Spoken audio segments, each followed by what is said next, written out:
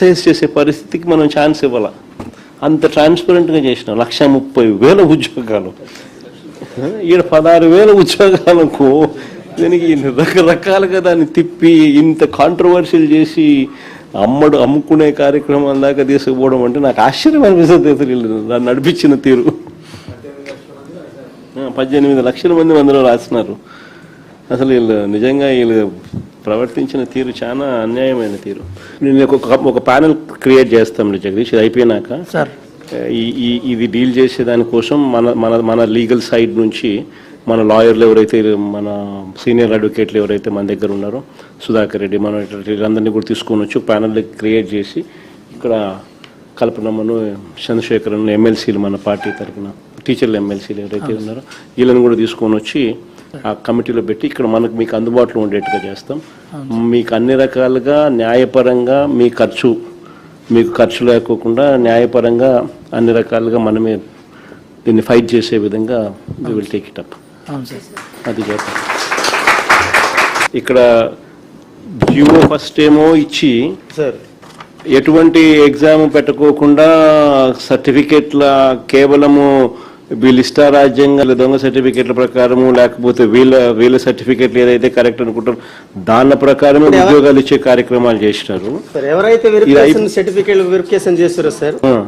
ఆ తర్వాత వాళ్ళు ఉద్యోగాలు ఇచ్చేసిన తర్వాత ఆ మళ్ళీ జీవో అది క్యాన్సిల్ చేసి ఇప్పుడు మళ్ళీ ఎగ్జామ్ మళ్ళీ మీరంతా రాయాలా అని చెప్పి అంటున్నారు. ఫస్ట్ ఏమో వాళ్ళు ఒక జీవో ఇచ్చినారు, వీళ్ళు ఎలాంటి ఎగ్జామ్కు రాయాల్సిన అవసరం లేదు, వీళ్ళకు ఎగ్జామ్ రాయాల్సిన అవసరం లేకుండా కేవలం వీళ్ళ సర్టిఫికెట్ల ఆధారంగానే మేము అపాయింట్మెంట్ ఇస్తాము అని చెప్పి తర్వాత వాళ్ళు ఇష్టం వచ్చినట్టుగా ఆ కార్యక్రమాన్ని చేసినారు. నువ్వు సర్టిఫికెట్ల ఆధారంగా నువ్వు ఇంకా బలమైన సర్టిఫికెట్ పెట్టినా నీకు ఉద్యోగం ఇవ్వలేదు.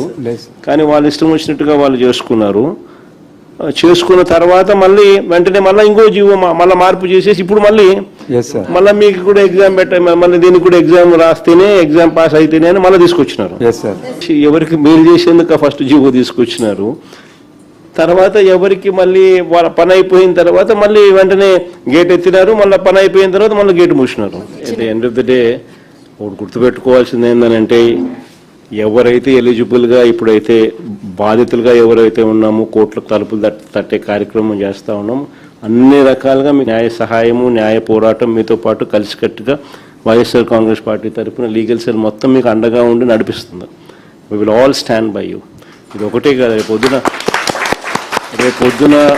రేపొద్దున అన్యాయం జరిగింది అని అంటే మాత్రం మళ్ళీ మన ప్రభుత్వం వచ్చిన తర్వాత మళ్ళీ ఒకసారి దీని మీద ఒకసారి రీఎంక్వైరీ చేద్దాం. Don't worry, we'll demand for an enquiry తల్లి, we'll demand for CBI enquiry. In fact వీళ్ళు పొరపాటున వీళ్ళు ఏ రకంగా వీళ్ళు చేయకపోయినా కూడా నాట్ ఓన్లీ ఇప్పుడు ప్రస్తుతానికి నేను చెప్తా ఉన్నాను, ఈ న్యాయ కోర్ట్స్ అనేది ఆశ్రయిస్తూ ఉన్నాం అనేది one part of the story. Matter of only time. కొంచెం ఓపిక పట్టు. ఏడిచినందు వల్ల సాధించేది ఏం లేదు, ధైర్యం కోల్పోవడం వల్ల మనం సాధించేది ఏం లేదు. ధైర్యంగా ఉండండి. Matter of only time. 3 ఏళ్ళు కళ్ళు మూసుకుంటే కళ్ళు అయిపోతుంది. మనం వచ్చిన తర్వాత ఎగ్జాక్ట్లీ ఎవరెవరైతే ఈ రకంగా బాధితులుగా ఉన్నారో మీ స్పెసిఫిక్ కేసెస్ మీదనే ఒక ప్రత్యేక కమిషన్ వేసి ఎంక్వైరీ చేపిస్తారు.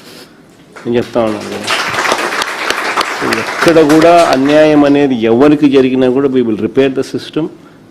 We will ensure that everybody is posted back. So బాధపడితే సాధించేది ఏమైనా గుర్తుపెట్టుకో. ఈ మనం పోరాటం చేస్తేనే మన సమస్య అనేది హైలైట్ అవుతుంది, అందరి దృష్టికి వెళ్తుంది, న్యాయం అనేది జరుగుతుంది. న్యాయం అనేది కూడా మనం పోరాటం చేయకపోతే జరగదు. It can only be justice can only be delayed, it cannot be denied. అది ఒక్కటి ఖచ్చితంగా గుర్తుపెట్టుకో. దేవుడు ఎప్పుడైనా కూడా మనకు తోడుగా ఉంటాడు. Don't worry about it. God will help us, God will guide us. అలాంటప్పుడు 1:1 వెరిఫికేషన్ పిలవకూడదు సార్, మమ్మల్ని అక్కడే ఆగిపోయి ఉంటాం సార్.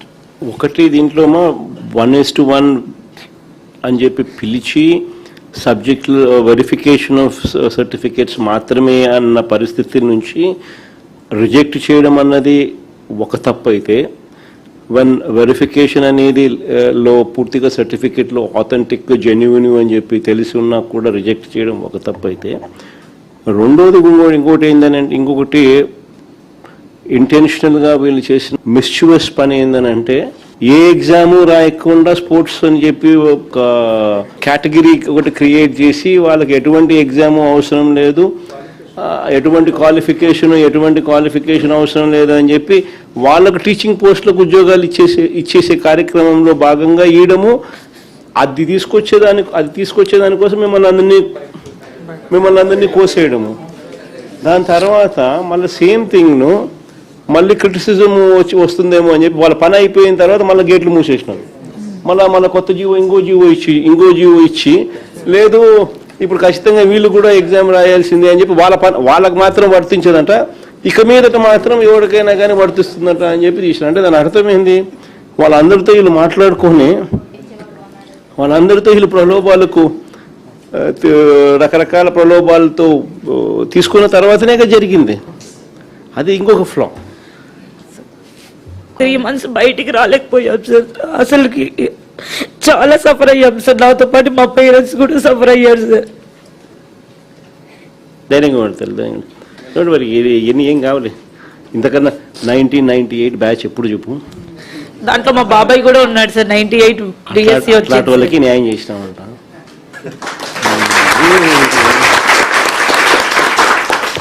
దీని గురించి బాధపడతావు ఎందుకు, కొంచెం ఓపిక పట్టు. Thank you sir.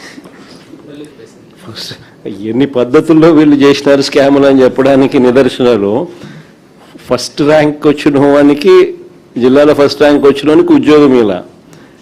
ఎందుకు ఉద్యోగం ఇవ్వలేదు అని అంటే వీళ్ళు చెప్పేది వెరిఫికేషన్కి రాలేదని. వెరిఫికేషన్కి రానోడు కోర్టుకు పోయి నాకు ఉద్యోగం ఎందుకు ఇవ్వడం లేదు అని చెప్పి కోర్టుకు పోయి కార్యక్రమం చేసినాడు అని అంటే, ఫస్ట్ పేపర్లు లీక్ కాడి నుంచి జరుగుతూ ఉందా.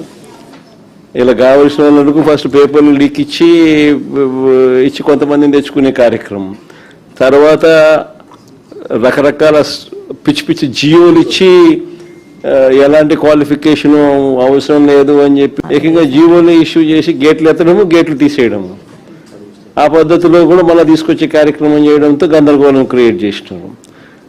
సో ఇక్కడేమో 1:1 అని చెప్పి పిలిచి సర్టిఫికెట్స్ వెరిఫికేషన్ మాత్రమే ఫార్మాలిటీ అనేది పెండింగ్లో ఉండగా, సర్టిఫికెట్లన్నీ పర్ఫెక్ట్గా ఆథెంటిక్గా ఉన్నాయని తెలిసినా కూడా మళ్ళా ఉద్యోగం ఇవ్వకోకుండా ఎగరగొట్టే కార్యక్రమాలు చేసినారు.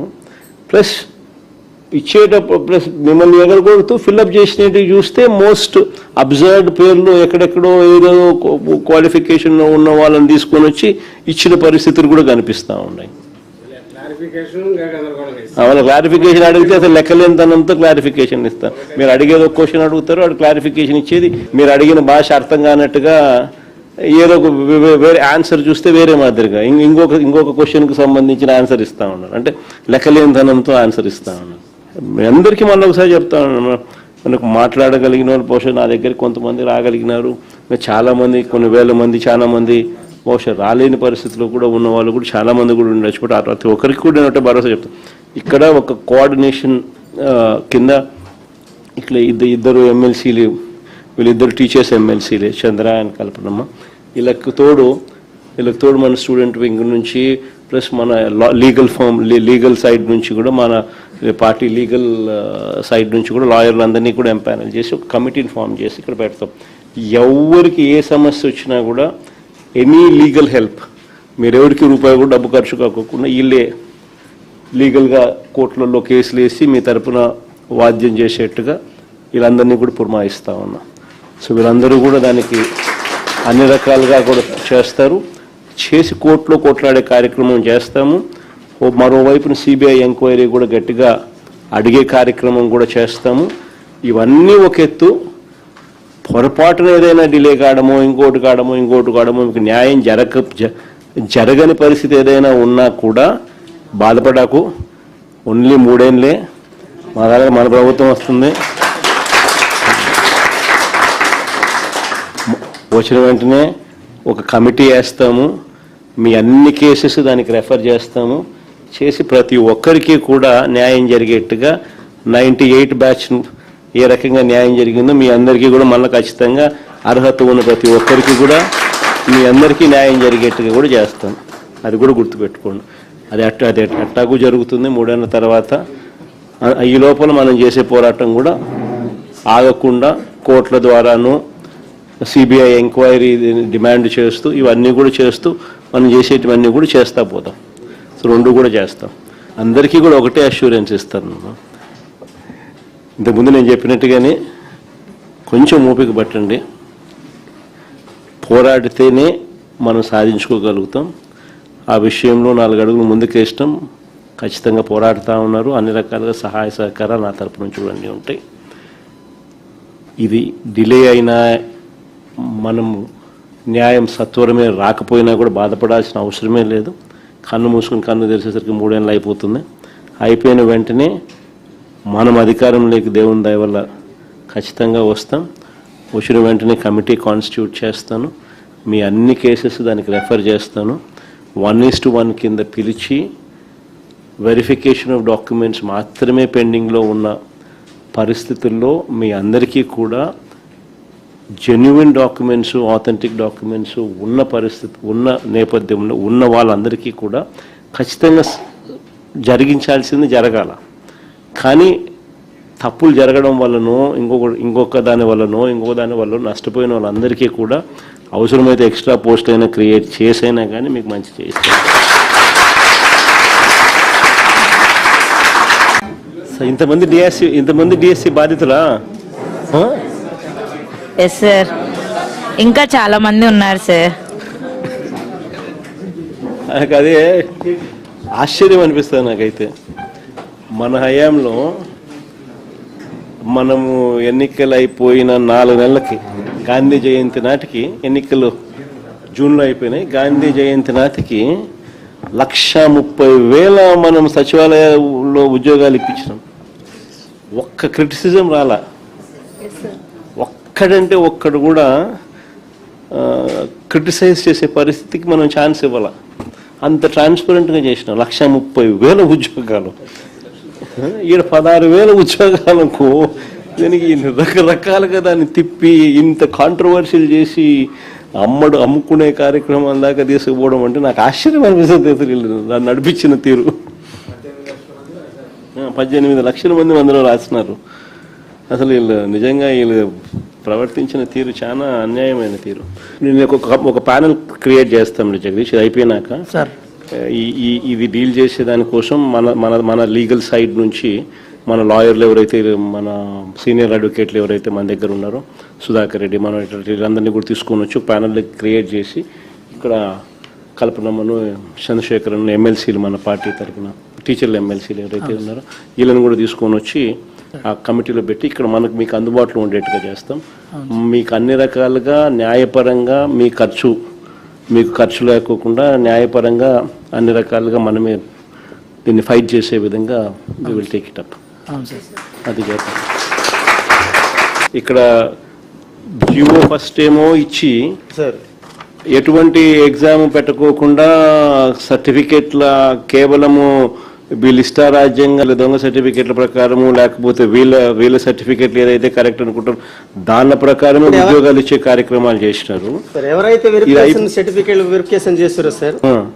ఆ తర్వాత వాళ్ళు ఉద్యోగాలు ఇచ్చేసిన తర్వాత ఆ సర్టిఫికేట్ మళ్ళీ జీవో అది క్యాన్సిల్ చేసి ఇప్పుడు మళ్ళీ ఎగ్జామ్ మళ్ళీ మీరంతా రాయాలా అని చెప్పి అంటున్నారు. ఫస్ట్ ఏమో వాళ్ళు ఒక జీవో ఇచ్చినారు. వీళ్ళు ఎలాంటి ఎగ్జామ్కు రాయాల్సిన అవసరం లేదు, వీళ్ళకు ఎగ్జామ్ రాయాల్సిన అవసరం లేకుండా కేవలం వీళ్ళ సర్టిఫికెట్ల ఆధారంగానే మేము అపాయింట్మెంట్ ఇస్తాము అని చెప్పి తర్వాత వాళ్ళు ఇష్టం వచ్చినట్టుగా ఆ కార్యక్రమాన్ని చేసినారు. నువ్వు సర్టిఫికెట్ల ఆధారంగా నువ్వు ఇంకా బలమైన సర్టిఫికెట్ పెట్టినా నీకు ఉద్యోగం ఇవ్వలేదు. కానీ వాళ్ళు ఇష్టం వచ్చినట్టుగా వాళ్ళు చేసుకున్న తర్వాత మళ్ళీ వెంటనే మళ్ళీ ఇంకో జీవో మళ్ళీ మార్పు చేసేసి ఇప్పుడు మళ్ళీ మీకు కూడా ఎగ్జామ్ మళ్ళీ దీనికి కూడా ఎగ్జామ్ రాస్తేనే ఎగ్జామ్ పాస్ అయితేనే అని మళ్ళీ తీసుకొచ్చినారు. ఎవరికి మేలు చేసేందుకు ఫస్ట్ జీవో తీసుకొచ్చినారు.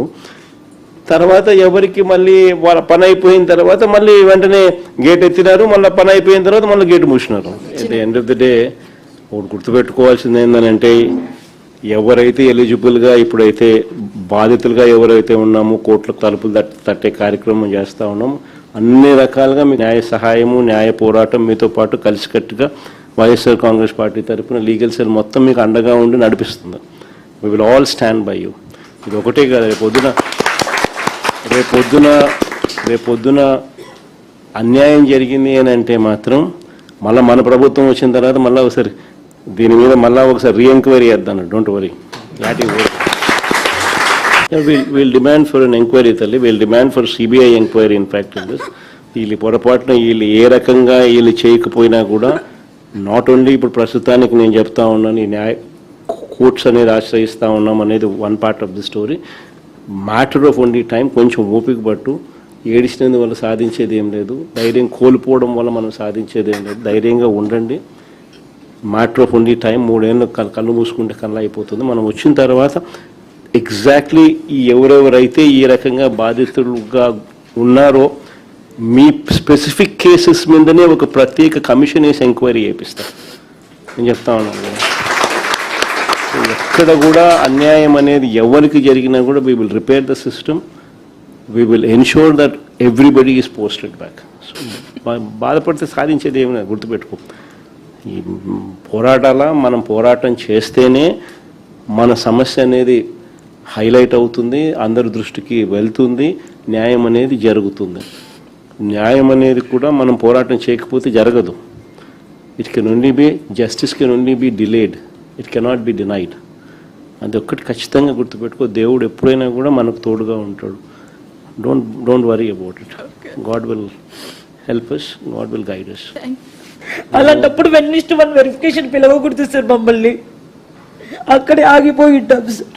ఒకటి దీంట్లో 1:1 అని చెప్పి పిలిచి సబ్జెక్ట్ వెరిఫికేషన్ ఆఫ్ సర్టిఫికేట్స్ మాత్రమే అన్న పరిస్థితి నుంచి రిజెక్ట్ చేయడం అన్నది ఒక తప్పు అయితే, వెరిఫికేషన్ అనేది లో పూర్తిగా సర్టిఫికేట్లో ఆథెంటిక్ జెన్యున్ అని చెప్పి తెలిసి ఉన్నా కూడా రిజెక్ట్ చేయడం ఒక తప్పు అయితే, రెండోది ఇంకోటి ఏంటంటే, ఇంకొకటి ఇంటెన్షనల్గా వీళ్ళు చేసిన మిస్చివస్ పని ఏంటంటే, ఏ ఎగ్జాము రాయకుండా స్పోర్ట్స్ అని చెప్పి ఒక కేటగిరీ ఒకటి క్రియేట్ చేసి వాళ్ళకి ఎటువంటి ఎగ్జాము అవసరం లేదు, ఎటువంటి క్వాలిఫికేషన్ అవసరం లేదు అని చెప్పి వాళ్ళకు టీచింగ్ పోస్టులకు ఉద్యోగాలు ఇచ్చేసే కార్యక్రమంలో భాగంగా ఇయడము, అది తీసుకొచ్చేదానికోసం మిమ్మల్ని అందరినీ కోసేయడము.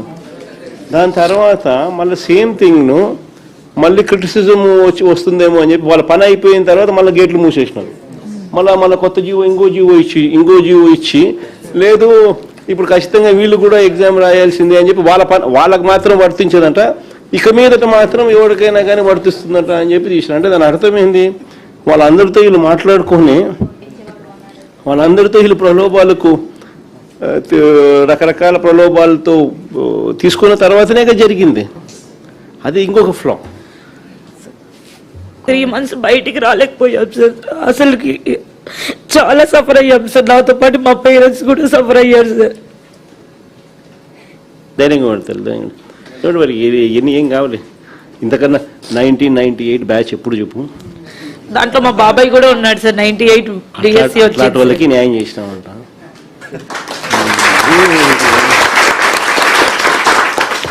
దీని గురించి బాధపడతావు ఎందుకు, కొంచెం ఓపిక పట్టు. Thank you sir. ఫస్ట్ ఎన్ని పద్ధతుల్లో వీళ్ళు చేసినారు స్కాములు అని చెప్పడానికి నిదర్శనాలు, ఫస్ట్ ర్యాంక్ వచ్చిన వానికి, జిల్లాలో ఫస్ట్ ర్యాంక్ వచ్చిన వానికి ఉద్యోగం ఇలా. ఎందుకు ఉద్యోగం ఇవ్వలేదు అని అంటే వీళ్ళు చెప్పేది వెరిఫికేషన్కి రాలేదని. వెరిఫికేషన్కి రానోడు కోర్టుకు పోయి నాకు ఉద్యోగం ఎందుకు ఇవ్వడం లేదు అని చెప్పి కోర్టుకు పోయి కార్యక్రమం చేసినాడు అని అంటే, ఫస్ట్ పేపర్లు లీక్ కాడ నుంచి జరుగుతూ ఉంది. ఇలా కావలసిన వాళ్ళకు ఫస్ట్ పేపర్లు లీక్ ఇచ్చి కొంతమందిని తెచ్చుకునే కార్యక్రమం, తర్వాత రకరకాల పిచ్చి జియోలు ఇచ్చి ఎలాంటి క్వాలిఫికేషను అవసరం లేదు అని చెప్పి ఏకంగా జియోలు ఇష్యూ చేసి గేట్లు ఎత్తడము, గేట్లు తీసేయడము, ఆ పద్ధతిలో కూడా మళ్ళీ తీసుకొచ్చే కార్యక్రమం చేయడంతో గందరగోళం క్రియేట్ చేసినారు.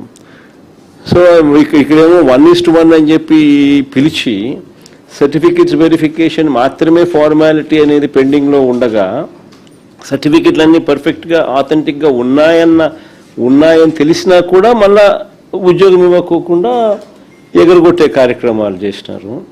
ప్లస్ ఇచ్చేటప్పుడు ప్లస్ మిమ్మల్ని ఎగరగొడుతూ ఫిల్అప్ చేసినట్టు చూస్తే మోస్ట్ అబ్జర్వ్డ్ పేర్లు ఎక్కడెక్కడో ఏదో క్వాలిఫికేషన్లో ఉన్న వాళ్ళని తీసుకొని వచ్చి ఇచ్చిన పరిస్థితులు కూడా కనిపిస్తూ ఉన్నాయి. వాళ్ళ క్లారిఫికేషన్ అడిగితే అసలు లెక్కలేనితనంతో క్లారిఫికేషన్ ఇస్తారు. మీరు అడిగేది ఒక క్వశ్చన్ అడుగుతారు, వాడు క్లారిఫికేషన్ ఇచ్చేది మీరు అడిగిన భాష అర్థం కానట్టుగా ఏదో ఒక వేరే ఆన్సర్ చూస్తే వేరే మాదిరిగా ఇంకొక క్వశ్చన్కి సంబంధించిన ఆన్సర్ ఇస్తా ఉన్నారు. అంటే లెక్కలేనితనంతో ఆన్సర్ ఇస్తా ఉన్నారు. మీ అందరికీ మళ్ళీ ఒకసారి చెప్తా ఉన్నాను, మనకు మాట్లాడగలిగిన వాళ్ళు బహుశా నా దగ్గరికి కొంతమంది రాగలిగినారు, చాలామంది కొన్ని వేల మంది చాలా మంది బహుశా రాలేని పరిస్థితిలో కూడా ఉన్న వాళ్ళు కూడా చాలా మంది కూడా ఉండొచ్చు. బట్ ప్రతి ఒక్కరికి కూడా నేను భరోసా చెప్తాను. ఇక్కడ ఒక కోఆర్డినేషన్ కింద ఇట్లా ఇద్దరు ఎమ్మెల్సీలు, వీళ్ళిద్దరు టీచర్స్ ఎమ్మెల్సీలే, చంద్ర అండ్ కల్పనమ్మ. వీళ్ళకి తోడు మన స్టూడెంట్ వింగ్ నుంచి ప్లస్ మన లీగల్ సైడ్ నుంచి కూడా మన పార్టీ లీగల్ సైడ్ నుంచి కూడా లాయర్లందరినీ కూడా ఎంపానల్ చేసి ఒక కమిటీని ఫామ్ చేసి ఇక్కడ పెడతాం. ఎవరికి ఏ సమస్య వచ్చినా కూడా ఎనీ లీగల్ హెల్ప్, మీరు ఎవరికి రూపాయి కూడా డబ్బు ఖర్చు కాకుండా వీళ్ళే లీగల్గా కోర్టులలో కేసులు వేసి మీ తరపున వాద్యం చేసేట్టుగా వీళ్ళందరినీ కూడా పురమాయిస్తూ ఉన్నా. సో వీళ్ళందరూ కూడా దానికి అన్ని రకాలుగా కూడా చేస్తారు. చేసి కోర్టులో కొట్లాడే కార్యక్రమం చేస్తాము. మరోవైపున సిబిఐ ఎంక్వైరీ కూడా గట్టిగా అడిగే కార్యక్రమం కూడా చేస్తాము. ఇవన్నీ ఒక ఎత్తు. పొరపాటున ఏదైనా డిలే కావడమో ఇంకోటి కావడమో మీకు న్యాయం జరగని పరిస్థితి ఏదైనా ఉన్నా కూడా బాధపడకు. ఓన్లీ 3 ఏళ్ళే మన ప్రభుత్వం వస్తుంది. వచ్చిన వెంటనే ఒక కమిటీ వేస్తాము, మీ అన్ని కేసెస్ దానికి రెఫర్ చేస్తాము, చేసి ప్రతి ఒక్కరికి కూడా న్యాయం జరిగేట్టుగా 98 బ్యాచ్ ఏ రకంగా న్యాయం జరిగిందో మీ అందరికీ కూడా మళ్ళీ ఖచ్చితంగా అర్హత ఉన్న ప్రతి ఒక్కరికి కూడా మీ అందరికీ న్యాయం జరిగేట్టుగా కూడా చేస్తాం. అది కూడా గుర్తుపెట్టుకోండి. అది అట్టాగు జరుగుతుంది 3 ఏళ్ళ తర్వాత. ఈ లోపల మనం చేసే పోరాటం కూడా ఆగకుండా కోర్టుల ద్వారాను సిబిఐ ఎంక్వైరీ డిమాండ్ చేస్తూ ఇవన్నీ కూడా చేస్తూ మనం చేసేటివన్నీ కూడా చేస్తా పోతాం. సో 2 కూడా చేస్తాం. అందరికీ కూడా ఒకటే అష్యూరెన్స్ ఇస్తాను. ఇంతకుముందు నేను చెప్పినట్టుగానే కొంచెం ఓపిక పట్టండి. పోరాడితేనే మనం సాధించుకోగలుగుతాం. ఆ విషయంలో 4 అడుగులు ముందుకేస్తాం. ఖచ్చితంగా పోరాడుతూ ఉన్నారు. అన్ని రకాలుగా సహాయ సహకారాలు నా తరపు నుంచి కూడా ఉంటాయి. ఇది డిలే అయినా మనం న్యాయం సత్వరమే రాకపోయినా కూడా బాధపడాల్సిన అవసరమే లేదు. కన్ను మూసుకుని కన్ను తెరిచేసరికి 3 ఏళ్ళు అయిపోతుంది. అయిపోయిన వెంటనే మనం అధికారంలోకి దేవుని దయ వల్ల ఖచ్చితంగా వస్తాం. వచ్చిన వెంటనే కమిటీ కాన్స్టిట్యూట్ చేస్తాను. మీ అన్ని కేసెస్ దానికి రెఫర్ చేస్తాను. 1:1 కింద పిలిచి వెరిఫికేషన్ ఆఫ్ డాక్యుమెంట్స్ మాత్రమే పెండింగ్లో ఉన్న పరిస్థితుల్లో మీ అందరికీ కూడా జెన్యున్ డాక్యుమెంట్స్, ఆథెంటిక్ డాక్యుమెంట్స్ ఉన్న పరిస్థితి ఉన్న నేపథ్యంలో ఉన్న వాళ్ళందరికీ కూడా ఖచ్చితంగా జరిగించాల్సింది జరగాల. కానీ తప్పులు జరగడం వల్లనో ఇంకొక దాని వల్లనో నష్టపోయిన వాళ్ళందరికీ కూడా అవసరమైతే ఎక్స్ట్రా పోస్ట్ అయినా క్రియేట్ చేసైనా కానీ మీకు మంచి చేస్తాం. ఇంతమంది డిఎస్సి బాధితులా? ఎస్ సార్, ఇంకా చాలా మంది ఉన్నారు సార్. అదే ఆశ్చర్యం అనిపిస్తుంది నాకైతే. మన హయాంలో మనము ఎన్నికలు అయిపోయిన 4 నెలలకి గాంధీ జయంతి నాటికి, ఎన్నికలు జూన్లో అయిపోయినాయి, గాంధీ జయంతి నాటికి 130,000 మనం సచివాలయంలో ఉద్యోగాలు ఇప్పించినాం. ఒక్క క్రిటిసిజం రాలా. ఒక్కడంటే ఒక్కడు కూడా క్రిటిసైజ్ చేసే పరిస్థితికి మనం ఛాన్స్ ఇవ్వాల. అంత ట్రాన్స్పరెంట్గా చేసినాం. 130,000 ఉద్యోగాలు. ఈడ 16,000 ఉద్యోగాలకు దీనికి రకరకాలుగా దాన్ని తిప్పి ఇంత కాంట్రవర్షియల్ చేసి అమ్ముకునే కార్యక్రమం దాకా తీసుకుపోవడం అంటే నాకు ఆశ్చర్యం అనిపిస్తుంది. దాన్ని నడిపించిన తీరు. 18 లక్షల మంది అందులో రాస్తున్నారు. అసలు నిజంగా వీళ్ళు ప్రవర్తించిన తీరు చాలా అన్యాయమైన తీరు. నేను ఒక ప్యానెల్ క్రియేట్ చేస్తాం జగదీష్. ఇది అయిపోయినాక ఇది డీల్ చేసే దానికోసం మన లీగల్ సైడ్ నుంచి మన లాయర్లు ఎవరైతే, మన సీనియర్ అడ్వకేట్లు ఎవరైతే మన దగ్గర ఉన్నారో, సుధాకర్ రెడ్డి, మన వీళ్ళందరినీ కూడా తీసుకొని వచ్చి ప్యానల్ క్రియేట్ చేసి ఇక్కడ కల్పనమ్మను, చంద్రశేఖరన్ ఎమ్మెల్సీలు, మన పార్టీ తరఫున టీచర్లు ఎమ్మెల్సీలు ఎవరైతే ఉన్నారో వీళ్ళని కూడా తీసుకొని వచ్చి ఆ కమిటీలో పెట్టి ఇక్కడ మీకు అందుబాటులో ఉండేట్టుగా చేస్తాం. మీకు అన్ని రకాలుగా న్యాయపరంగా మీకు ఖర్చు లేకోకుండా న్యాయపరంగా అన్ని రకాలుగా మనమే దీన్ని ఫైట్ చేసే విధంగా we will take it up. అది చేస్తాం. ఇక్కడ జియో ఫస్ట్ ఏమో ఇచ్చి సార్ ఎటువంటి ఎగ్జామ్ పెట్టుకోకుండా సర్టిఫికేట్ల కేవలము వీళ్ళ ఇష్టారాజ్యంగా దొంగ సర్టిఫికేట్ల ప్రకారము, లేకపోతే వీళ్ళ సర్టిఫికేట్లు ఏదైతే కరెక్ట్ అనుకుంటారో దాని ప్రకారమే ఉద్యోగాలు ఇచ్చే కార్యక్రమాలు చేసినారు. ఎవరైతే సర్టిఫికేట్ వెరిఫికేషన్ చేస్తారో సార్, ఆ తర్వాత వాళ్ళు ఉద్యోగాలు ఇచ్చేసిన తర్వాత ఆ సర్టిఫికేట్ మళ్ళీ జీవో అది క్యాన్సిల్ చేసి ఇప్పుడు మళ్ళీ ఎగ్జామ్ మీరంతా రాయాలా అని చెప్పి అంటున్నారు. ఫస్ట్ ఏమో వాళ్ళు ఒక జీవో ఇచ్చినారు, వీళ్ళు ఎలాంటి ఎగ్జామ్కు రాయాల్సిన అవసరం లేదు, వీళ్ళకు ఎగ్జామ్ రాయాల్సిన అవసరం లేకుండా కేవలం వీళ్ళ సర్టిఫికెట్ల ఆధారంగానే మేము అపాయింట్మెంట్ ఇస్తాము అని చెప్పి తర్వాత వాళ్ళు ఇష్టం వచ్చినట్టుగా ఆ కార్యక్రమాన్ని చేసినారు. నువ్వు సర్టిఫికెట్ల ఆధారంగా నువ్వు ఇంకా బలమైన సర్టిఫికెట్ పెట్టినా నీకు ఉద్యోగం ఇవ్వలేదు, కానీ వాళ్ళు ఇష్టం వచ్చినట్టుగా వాళ్ళు చేసుకున్న తర్వాత మళ్ళీ వెంటనే మళ్ళీ ఇంకో జీవో మళ్ళీ మార్పు చేసేసి ఇప్పుడు మళ్ళీ మీకు కూడా ఎగ్జామ్ మళ్ళీ దీనికి కూడా ఎగ్జామ్ రాస్తేనే, ఎగ్జామ్ పాస్ అయితేనే అని మళ్ళీ తీసుకొచ్చినారు. ఎవరికి మేలు చేసేందుకు ఫస్ట్ జీవో తీసుకొచ్చినారు. తర్వాత ఎవరికి మళ్ళీ వాళ్ళ పని అయిపోయిన తర్వాత మళ్ళీ వెంటనే గేట్ ఎత్తినారు, మళ్ళీ పని అయిపోయిన తర్వాత మళ్ళీ గేట్ మూసినారు. At the end of the day ఒకటి గుర్తుపెట్టుకోవాల్సింది ఏంటంటే, ఎవరైతే ఎలిజిబుల్గా ఇప్పుడైతే బాధితులుగా ఎవరైతే ఉన్నామో కోర్టుల తలుపులు తట్టే కార్యక్రమం చేస్తూ ఉన్నాము, అన్ని రకాలుగా మీ న్యాయ సహాయము, న్యాయ పోరాటం మీతో పాటు కలిసికట్టుగా వైఎస్ఆర్ కాంగ్రెస్ పార్టీ తరఫున లీగల్ సెల్ మొత్తం మీకు అండగా ఉండి నడిపిస్తుంది. We will all stand by you. ఇది ఒకటే కాదు, రేపొద్దున అన్యాయం జరిగింది అని అంటే మాత్రం మళ్ళీ మన ప్రభుత్వం వచ్చిన తర్వాత మళ్ళీ ఒకసారి దీని మీద మళ్ళీ ఒకసారి రీఎంక్వైరీ చేద్దాం. డోంట్ వరీ,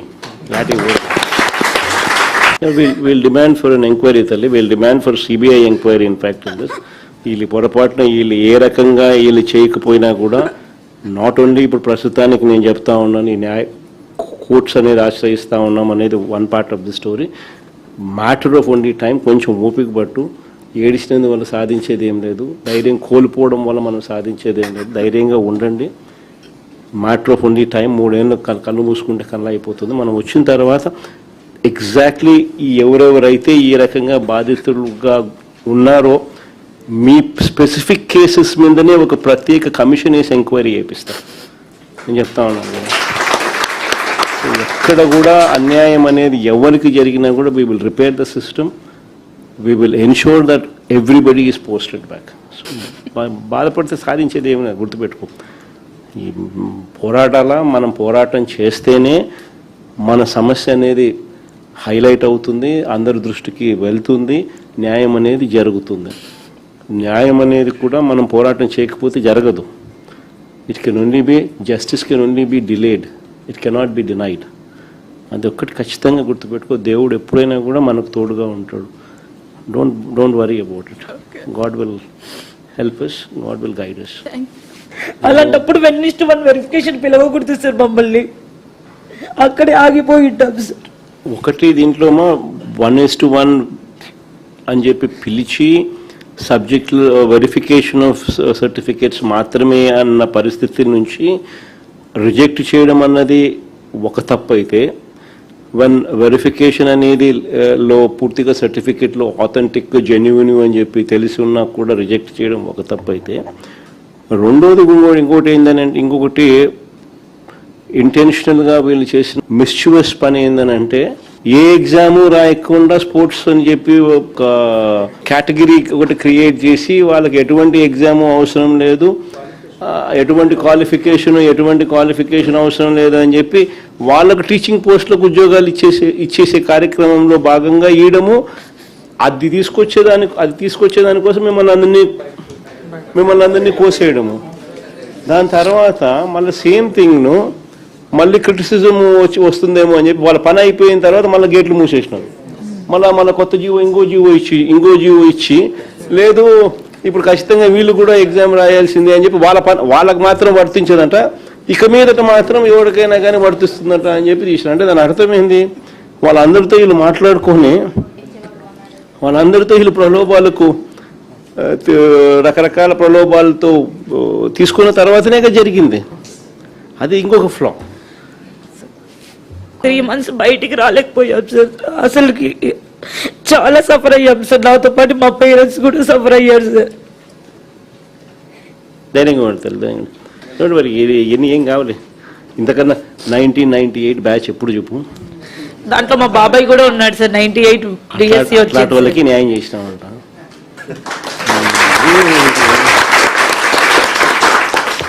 దీని గురించి బాధపడతావు ఎందుకు? కొంచెం ఓపిక పట్టు. Thank you sir. ఎన్ని పద్ధతుల్లో వీళ్ళు చేసినారు స్కాములు అని చెప్పడానికి నిదర్శనాలు.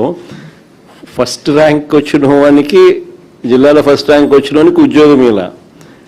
ఎందుకు ఉద్యోగం ఇవ్వలేదు అని అంటే వీళ్ళు చెప్పేది వెరిఫికేషన్కి రాలేదని. వెరిఫికేషన్కి రానోడు కోర్టుకు పోయి నాకు ఉద్యోగం ఎందుకు ఇవ్వడం లేదు అని చెప్పి కోర్టుకు పోయే కార్యక్రమం చేసినాడు అని అంటే ఫస్ట్ పేపర్లు లీక్ కాడి నుంచి జరుగుతూ ఉంది. ఇలా కావలసిన వాళ్ళకు ఫస్ట్ పేపర్లు లీక్ ఇచ్చి కొంతమందిని తెచ్చుకునే కార్యక్రమం, తర్వాత రకరకాల పిచ్చి జియోలు ఇచ్చి ఎలాంటి క్వాలిఫికేషన్ అవసరం లేదు అని చెప్పి ఏకంగా జీవోలు ఇష్యూ చేసి గేట్లు ఎత్తడము, గేట్లు తీసేయడము. ఆ పద్ధతిలో కూడా మళ్ళీ తీసుకొచ్చే కార్యక్రమం చేయడంతో గందరగోళం క్రియేట్ చేసినారు. సో ఇక్కడేమో 1:1 అని చెప్పి పిలిచి సర్టిఫికెట్స్ వెరిఫికేషన్ మాత్రమే ఫార్మాలిటీ అనేది పెండింగ్లో ఉండగా సర్టిఫికెట్లు అన్నీ పర్ఫెక్ట్గా ఆథెంటిక్గా ఉన్నాయని తెలిసినా కూడా మళ్ళా ఉద్యోగం ఇవ్వకోకుండా ఎగరగొట్టే కార్యక్రమాలు చేసినారు. ప్లస్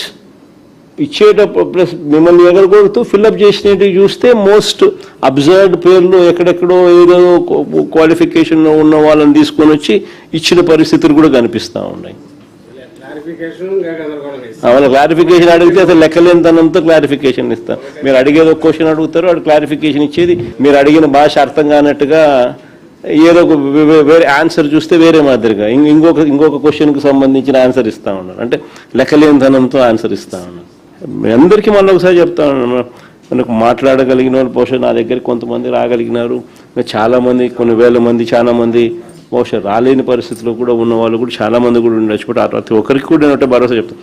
ఇక్కడ ఒక కోఆర్డినేషన్ కింద ఇక్కడ ఇద్దరు ఎమ్మెల్సీలు, వీళ్ళిద్దరు టీచర్స్ ఎమ్మెల్సీలే, చంద్ర అండ్ కల్పనమ్మ.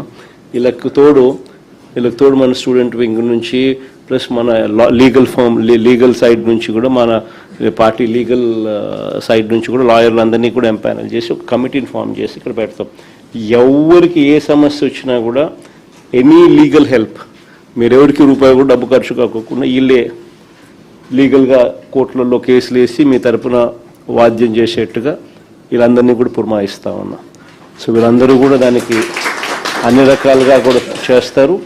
చేసి కోర్టులో కొట్లాడే కార్యక్రమం చేస్తాము. మరోవైపున సిబిఐ ఎంక్వైరీ కూడా గట్టిగా అడిగే కార్యక్రమం కూడా చేస్తాము. ఇవన్నీ ఒక ఎత్తు. పొరపాటున ఏదైనా డిలే కావడమో ఇంకోటి కావడమో మీకు న్యాయం జరగని పరిస్థితి ఏదైనా ఉన్నా కూడా బాధపడకు. ఓన్లీ 3 ఏళ్ళే మన ప్రభుత్వం వస్తుంది. వచ్చిన వెంటనే ఒక కమిటీ వేస్తాము, మీ అన్ని కేసెస్ దానికి రెఫర్ చేస్తాము, చేసి ప్రతి ఒక్కరికి కూడా న్యాయం జరిగేట్టుగా 98 బ్యాచ్ ఏ రకంగా న్యాయం జరిగిందో మీ అందరికీ కూడా మళ్ళీ ఖచ్చితంగా అర్హత ఉన్న ప్రతి ఒక్కరికి కూడా మీ అందరికీ న్యాయం జరిగేట్టుగా కూడా చేస్తాం. అది కూడా గుర్తుపెట్టుకోండి. అది అట్టాಗೂ జరుగుతుంది 3 ఏళ్ళ తర్వాత.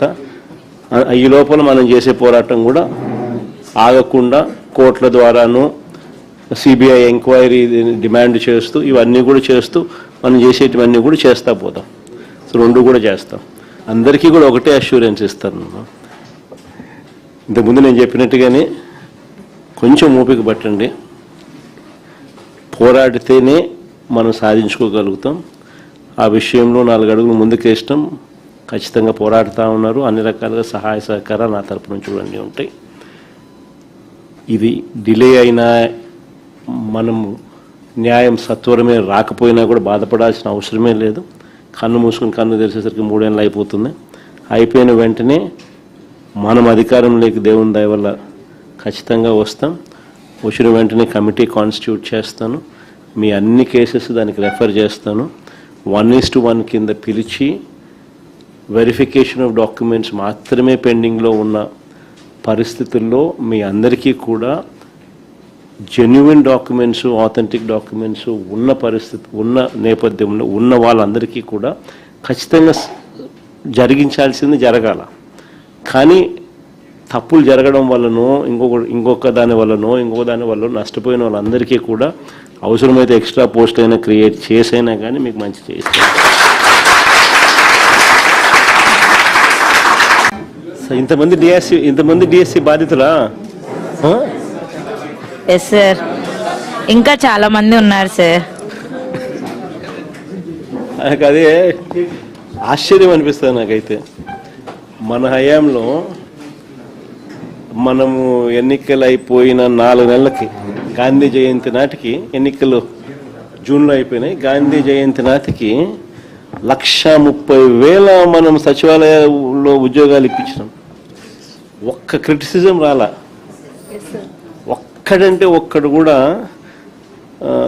క్రిటిసైజ్ చేసే పరిస్థితికి మనం ఛాన్స్ ఇవ్వాల. అంత ట్రాన్స్పరెంట్గా చేసినాం. 1,30,000 ఉద్యోగాలు, ఈడ 16,000 ఉద్యోగాలకు దీనికి రకరకాలుగా దాన్ని తిప్పి ఇంత కాంట్రవర్షియల్ చేసి అమ్ముకునే కార్యక్రమం దాకా తీసుకుపోవడం అంటే నాకు ఆశ్చర్యం అనిపిస్తుంది. దాన్ని నడిపించిన తీరు. 18 లక్షల మంది అందులో రాస్తున్నారు. అసలు నిజంగా వీళ్ళు ప్రవర్తించిన తీరు చాలా అన్యాయమైన తీరు. నేను ఒక ప్యానెల్ క్రియేట్ చేస్తాం జగదీష్, ఇది అయిపోయినాక. ఇది డీల్ చేసే దానికోసం మన లీగల్ సైడ్ నుంచి మన లాయర్లు ఎవరైతే, మన సీనియర్ అడ్వకేట్లు ఎవరైతే మన దగ్గర ఉన్నారో, సుధాకర్ రెడ్డి, మనం వీళ్ళందరినీ కూడా తీసుకొని వచ్చి ప్యానెల్ క్రియేట్ చేసి ఇక్కడ కల్పనమ్మను, చంద్రశేఖరన్, ఎమ్మెల్సీలు మన పార్టీ తరఫున టీచర్లు ఎమ్మెల్సీలు ఎవరైతే ఉన్నారో వీళ్ళని కూడా తీసుకొని వచ్చి ఆ కమిటీలో పెట్టి ఇక్కడ మీకు అందుబాటులో ఉండేట్టుగా చేస్తాం. మీకు అన్ని రకాలుగా న్యాయపరంగా మీకు ఖర్చు లేకోకుండా న్యాయపరంగా అన్ని రకాలుగా మనమే దీన్ని ఫైట్ చేసే విధంగా we will take it up. అది చేద్దాం. ఇక్కడ జియో ఫస్ట్ ఏమో ఇచ్చి ఎటువంటి ఎగ్జామ్ పెట్టుకోకుండా సర్టిఫికెట్ల కేవలము వీళ్ళ ఇష్టారాజ్యంగా దొంగ సర్టిఫికెట్ల ప్రకారము, లేకపోతే వీళ్ళ సర్టిఫికెట్లు ఏదైతే కరెక్ట్ అనుకుంటారో దాని ప్రకారమే ఉద్యోగాలు ఇచ్చే కార్యక్రమాలు చేసినారు. వెరిఫికేషన్ చేస్తారా సార్? ఆ తర్వాత వాళ్ళు ఉద్యోగాలు ఇచ్చేసిన తర్వాత ఆ సర్టిఫికెట్ మళ్ళీ జీవో అది క్యాన్సిల్ చేసి ఇప్పుడు మళ్ళీ ఎగ్జామ్ మీరంతా రాయాలా అని చెప్పి అంటున్నారు. ఫస్ట్ ఏమో వాళ్ళు ఒక జీవో ఇచ్చినారు. వీళ్ళు ఎలాంటి ఎగ్జామ్కు రాయాల్సిన అవసరం లేదు, వీళ్ళకు ఎగ్జామ్ రాయాల్సిన అవసరం లేకుండా కేవలం వీళ్ళ సర్టిఫికెట్ల ఆధారంగానే మేము అపాయింట్మెంట్ ఇస్తాము అని చెప్పి తర్వాత వాళ్ళ ఇష్టం వచ్చినట్టుగా ఆ కార్యక్రమాన్ని చేసినారు. నువ్వు సర్టిఫికెట్ల ఆధారంగా నువ్వు ఇంకా బలమైన సర్టిఫికెట్ పెట్టినా నీకు ఉద్యోగం ఇవ్వలేదు. కానీ వాళ్ళ ఇష్టం వచ్చినట్టుగా వాళ్ళు చేసుకున్న తర్వాత మళ్ళీ వెంటనే మళ్ళీ ఇంకో జీవో మళ్ళీ మార్పు చేసేసి ఇప్పుడు మళ్ళీ మీకు కూడా ఎగ్జామ్ మళ్ళీ దీనికి కూడా ఎగ్జామ్ రాస్తేనే, ఎగ్జామ్ పాస్ అయితేనే అని మళ్ళీ తీసుకొచ్చినారు. ఎవరికి మేలు చేసేందుకు ఫస్ట్ జీవో తీసుకొచ్చినారు. తర్వాత ఎవరికి మళ్ళీ వాళ్ళ పని అయిపోయిన తర్వాత మళ్ళీ వెంటనే గేట్ ఎత్తినారు. మళ్ళీ పని అయిపోయిన తర్వాత మళ్ళీ గేట్ మూసినారు. At the end of the day ఒకటి గుర్తుపెట్టుకోవాల్సింది ఏంటంటే, ఎవరైతే ఎలిజిబుల్గా ఇప్పుడైతే బాధితులుగా ఎవరైతే ఉన్నామో కోర్టులకు తలుపులు తట్టే కార్యక్రమం చేస్తూ ఉన్నాము. అన్ని రకాలుగా మీ న్యాయ సహాయము, న్యాయ పోరాటం మీతో పాటు కలిసికట్టుగా వైఎస్ఆర్ కాంగ్రెస్ పార్టీ తరఫున లీగల్ సెల్ మొత్తం మీకు అండగా ఉండి నడిపిస్తుంది. We will all stand by you. ఇది ఒకటే కాదు, రేపొద్దున అన్యాయం జరిగింది అని అంటే మాత్రం మళ్ళీ మన ప్రభుత్వం వచ్చిన తర్వాత మళ్ళీ ఒకసారి దీని మీద ఒకసారి రీఎంక్వైరీ చేద్దాం. Don't worry, we'll demand for an enquiry తల్లి, we'll demand for CBI enquiry. In fact వీళ్ళు పొరపాటున ఏ రకంగా చేయకపోయినా కూడా నాట్ ఓన్లీ ఇప్పుడు ప్రస్తుతానికి నేను చెప్తా ఉన్నాను, ఈ కోర్ట్స్ అనేది ఆశ్రయిస్తూ ఉన్నాం అనేది one part of the story. Matter of only time. కొంచెం ఓపిక పట్టు. ఏడిచినందువల్ల సాధించేది ఏం లేదు, ధైర్యం కోల్పోవడం వల్ల మనం సాధించేది ఏం లేదు. ధైర్యంగా ఉండండి.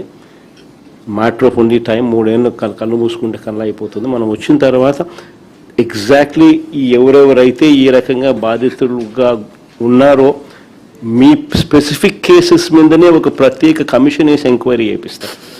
నేను చెప్తా ఉన్నాను కదా, ఎక్కడ కూడా అన్యాయం అనేది ఎవరికి జరిగినా కూడా we will repair the system. We will ensure that everybody is posted back. So బాధపడితే సాధించేది ఏమైనా గుర్తుపెట్టుకో. ఈ మనం పోరాటం చేస్తేనే మన సమస్య అనేది హైలైట్ అవుతుంది, అందరి దృష్టికి వెళ్తుంది, న్యాయం అనేది జరుగుతుంది. న్యాయం అనేది కూడా మనం పోరాటం చేయకపోతే జరగదు. It can only be justice can only be delayed, it cannot be denied. అదొక్కటి ఖచ్చితంగా గుర్తుపెట్టుకో. దేవుడు ఎప్పుడైనా కూడా మనకు తోడుగా ఉంటాడు. Don't worry about it. God will help us, God will guide us.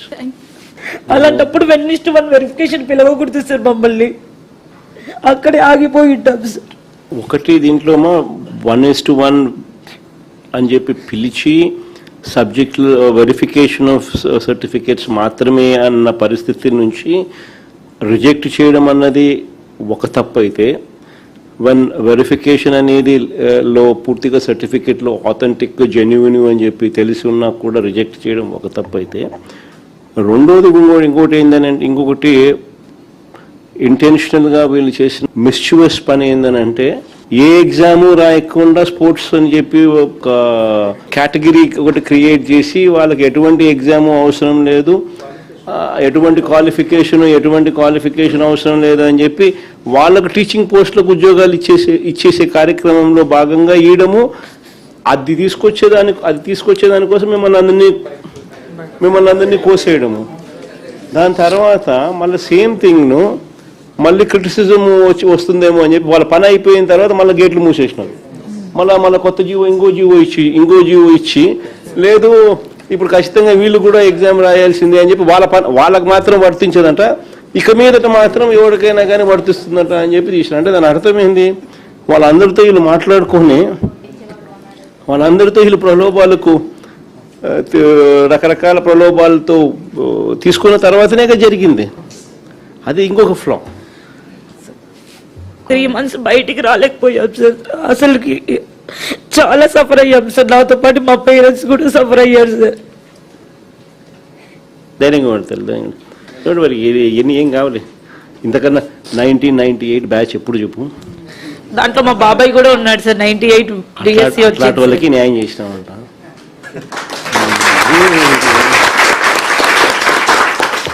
దీని గురించి బాధపడతావు ఎందుకు? కొంచెం ఓపిక పట్టు. Thank you sir. ఫస్ట్ ఎన్ని పద్ధతుల్లో వీళ్ళు చేసినారు స్కాములు అని చెప్పడానికి నిదర్శనాలు, ఫస్ట్ ర్యాంక్ వచ్చిన వానికి, జిల్లాలో ఫస్ట్ ర్యాంక్ వచ్చిన వానికి ఉద్యోగం ఇలా. ఎందుకు ఉద్యోగం ఇవ్వలేదు అని అంటే వీళ్ళు చెప్పేది వెరిఫికేషన్కి రాలేదని. వెరిఫికేషన్కి రానోడు కోర్టుకు పోయి నాకు ఉద్యోగం ఎందుకు ఇవ్వడం లేదు అని చెప్పి కోర్టుకు పోయి కార్యక్రమం చేసినాడు అని అంటే, ఫస్ట్ పేపర్లు లీక్ కాడ నుంచి జరుగుతూ ఉంది. ఇలా కావలసిన వాళ్ళకు ఫస్ట్ పేపర్లు లీక్ ఇచ్చి కొంతమందిని తెచ్చుకునే కార్యక్రమం, తర్వాత రకరకాల పిచ్చి జియోలు ఇచ్చి ఎలాంటి క్వాలిఫికేషను అవసరం లేదు అని చెప్పి ఏకంగా జీవోలు ఇష్యూ చేసి గేట్లు ఎత్తడము, గేట్లు తీసేయడము, ఆ పద్ధతిలో కూడా మళ్ళీ తీసుకొచ్చే కార్యక్రమం చేయడంతో గందరగోళం క్రియేట్ చేసినారు. సో ఇక్కడేమో 1:1 అని చెప్పి పిలిచి సర్టిఫికెట్స్ వెరిఫికేషన్ మాత్రమే ఫార్మాలిటీ అనేది పెండింగ్లో ఉండగా, సర్టిఫికెట్లన్నీ పర్ఫెక్ట్గా ఆథెంటిక్గా ఉన్నాయని తెలిసినా కూడా మళ్ళా ఉద్యోగం ఇవ్వకోకుండా ఎగరగొట్టే కార్యక్రమాలు చేసినారు.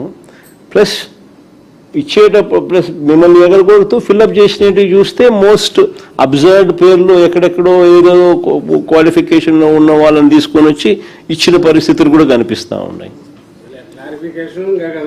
అవును, క్లారిఫికేషన్ అడిగితే అసలు లెక్కలేనితనంతో క్లారిఫికేషన్ ఇస్తాం. మీరు అడిగేది ఒక క్వశ్చన్ అడుగుతారు, వాడు క్లారిఫికేషన్ ఇచ్చేది మీరు అడిగిన భాష అర్థం కానట్టుగా ఏదో ఒక వేరే ఆన్సర్ చూస్తే వేరే మాదిరిగా ఇంకొక క్వశ్చన్కి సంబంధించిన ఆన్సర్ ఇస్తా ఉన్నారు. అంటే లెక్కలేనితనంతో ఆన్సర్ ఇస్తా ఉన్నారు. మీ అందరికీ మళ్ళీ ఒకసారి చెప్తాను, మనకు మాట్లాడగలిగిన వాళ్ళు బహుశా నా దగ్గర కొంతమంది రాగలిగినారు, ఇంకా చాలామంది కొన్ని వేల మంది చాలా మంది బహుశా రాలేని పరిస్థితిలో కూడా ఉన్న వాళ్ళు కూడా చాలామంది కూడా ఉండొచ్చు. బట్ ప్రతి ఒక్కరికి కూడా నేను ఒకటే భరోసా చెప్తాను, ఇక్కడ ఒక కోఆర్డినేషన్ కింద ఇక్కడ ఇద్దరు ఎమ్మెల్సీలు, వీళ్ళిద్దరు టీచర్స్ ఎమ్మెల్సీలే, చంద్ర అండ్ కల్పనమ్మ. వీళ్ళకి తోడు మన స్టూడెంట్ వింగ్ నుంచి ప్లస్ మన లీగల్ సైడ్ నుంచి కూడా మన పార్టీ లీగల్ సైడ్ నుంచి కూడా లాయర్లందరినీ కూడా ఎంపానల్ చేసి ఒక కమిటీని ఫామ్ చేసి ఇక్కడ పెడతాం. ఎవరికి ఏ సమస్య వచ్చినా కూడా ఎనీ లీగల్ హెల్ప్, మీరు ఎవరికి రూపాయి కూడా డబ్బు ఖర్చు కాకుండా వీళ్ళే లీగల్గా కోర్టులలో కేసులు వేసి మీ తరపున వాద్యం చేసేట్టుగా వీళ్ళందరినీ కూడా పురమాయిస్తూ ఉన్నాం. సో వీళ్ళందరూ కూడా దానికి అన్ని రకాలుగా కూడా చేస్తారు, చేసి కోర్టులో కొట్లాడే కార్యక్రమం చేస్తాము. మరోవైపున సిబిఐ ఎంక్వైరీ కూడా గట్టిగా అడిగే కార్యక్రమం కూడా చేస్తాము. ఇవన్నీ ఒక ఎత్తు, పొరపాటున ఏదైనా డిలే కావడమో ఇంకోటి కావడమో మీకు న్యాయం జరగని పరిస్థితి ఏదైనా ఉన్నా కూడా బాధపడకు. ఓన్లీ 3 ఏళ్ళే మన ప్రభుత్వం వస్తుంది, వచ్చిన వెంటనే ఒక కమిటీ వేస్తాము, మీ అన్ని కేసెస్ దానికి రెఫర్ చేస్తాము, చేసి ప్రతి ఒక్కరికి కూడా న్యాయం జరిగేట్టుగా 98 బ్యాచ్ ఏ రకంగా న్యాయం జరిగిందో మీ అందరికీ కూడా మళ్ళీ ఖచ్చితంగా అర్హత ఉన్న ప్రతి ఒక్కరికి కూడా మీ అందరికీ న్యాయం జరిగేట్టుగా కూడా చేస్తాం. అది కూడా గుర్తుపెట్టుకోండి. అది అట్టాగు జరుగుతుంది 3 ఏళ్ళ తర్వాత. ఈ లోపల మనం చేసే పోరాటం కూడా ఆగకుండా కోర్టుల ద్వారాను సిబిఐ ఎంక్వైరీ డిమాండ్ చేస్తూ ఇవన్నీ కూడా చేస్తూ మనం చేసేటివన్నీ కూడా చేస్తా పోతాం. సో 2 కూడా చేస్తాం. అందరికీ కూడా ఒకటే అష్యూరెన్స్ ఇస్తాను. ఇంతకుముందు నేను చెప్పినట్టుగానే కొంచెం ఓపిక పట్టండి, పోరాడితేనే మనం సాధించుకోగలుగుతాం. ఆ విషయంలో 4 అడుగులు ముందుకేస్తాం, ఖచ్చితంగా పోరాడుతూ ఉన్నారు. అన్ని రకాలుగా సహాయ సహకారాలు నా తరపు నుంచి కూడా అన్నీ ఉంటాయి. ఇది డిలే అయినా మనము న్యాయం సత్వరమే రాకపోయినా కూడా బాధపడాల్సిన అవసరమే లేదు.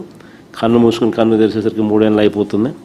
అయిపోయిన వెంటనే మనం అధికారంలోకి దేవుని దయ వల్ల ఖచ్చితంగా వస్తాం. వచ్చిన వెంటనే కమిటీ కాన్స్టిట్యూట్ చేస్తాను, మీ అన్ని కేసెస్ దానికి రెఫర్ చేస్తాను. 1:1 కింద పిలిచి వెరిఫికేషన్ ఆఫ్ డాక్యుమెంట్స్ మాత్రమే పెండింగ్లో ఉన్న పరిస్థితుల్లో మీ అందరికీ కూడా జెన్యున్ డాక్యుమెంట్స్, ఆథెంటిక్ డాక్యుమెంట్స్ ఉన్న పరిస్థితి ఉన్న నేపథ్యంలో ఉన్న వాళ్ళందరికీ కూడా ఖచ్చితంగా జరిగించాల్సింది జరగాల. కానీ తప్పులు జరగడం వల్లనో ఇంకొక దాని వల్లనో నష్టపోయిన వాళ్ళందరికీ కూడా అవసరమైతే ఎక్స్ట్రా పోస్ట్ అయినా క్రియేట్ చేసైనా కానీ మీకు మంచి చేస్తాం. ఇంతమంది డిఎస్సి బాధితులా? ఎస్ సార్, ఇంకా చాలా మంది ఉన్నారు సార్. నాకు అదే ఆశ్చర్యం అనిపిస్తుంది నాకైతే. మన హయాంలో మనము ఎన్నికలు అయిపోయిన 4 నెలలకి గాంధీ జయంతి నాటికి, ఎన్నికలు జూన్లో అయిపోయినాయి, గాంధీ జయంతి నాటికి 130,000 మనం సచివాలయంలో ఉద్యోగాలు ఇప్పించినాం. ఒక్క క్రిటిసిజం రాలా, ఒక్కడంటే ఒక్కడు కూడా క్రిటిసైజ్ చేసే పరిస్థితికి మనం ఛాన్స్ ఇవ్వాల. అంత ట్రాన్స్పరెంట్గా చేసినాం. 130,000 ఉద్యోగాలు, ఈడ 16,000 ఉద్యోగాలకు దీనికి రకరకాలుగా దాన్ని తిప్పి ఇంత కాంట్రవర్షియల్ చేసి అమ్ముకునే కార్యక్రమం దాకా తీసుకుపోవడం అంటే నాకు ఆశ్చర్యం అనిపిస్తుంది. దాన్ని నడిపించిన తీరు. 18 లక్షల మంది అందులో రాసినారు. అసలు నిజంగా ప్రవర్తించిన తీరు చాలా అన్యాయమైన తీరు.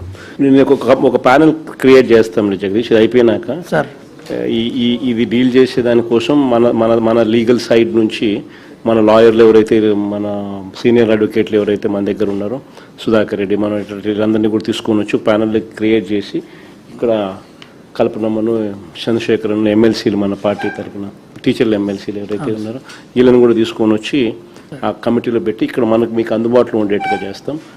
మీకు అన్ని రకాలుగా న్యాయపరంగా మీకు ఖర్చు లేకోకుండా న్యాయపరంగా అన్ని రకాలుగా మనమే దీన్ని ఫైట్ చేసే విధంగా we will take it up.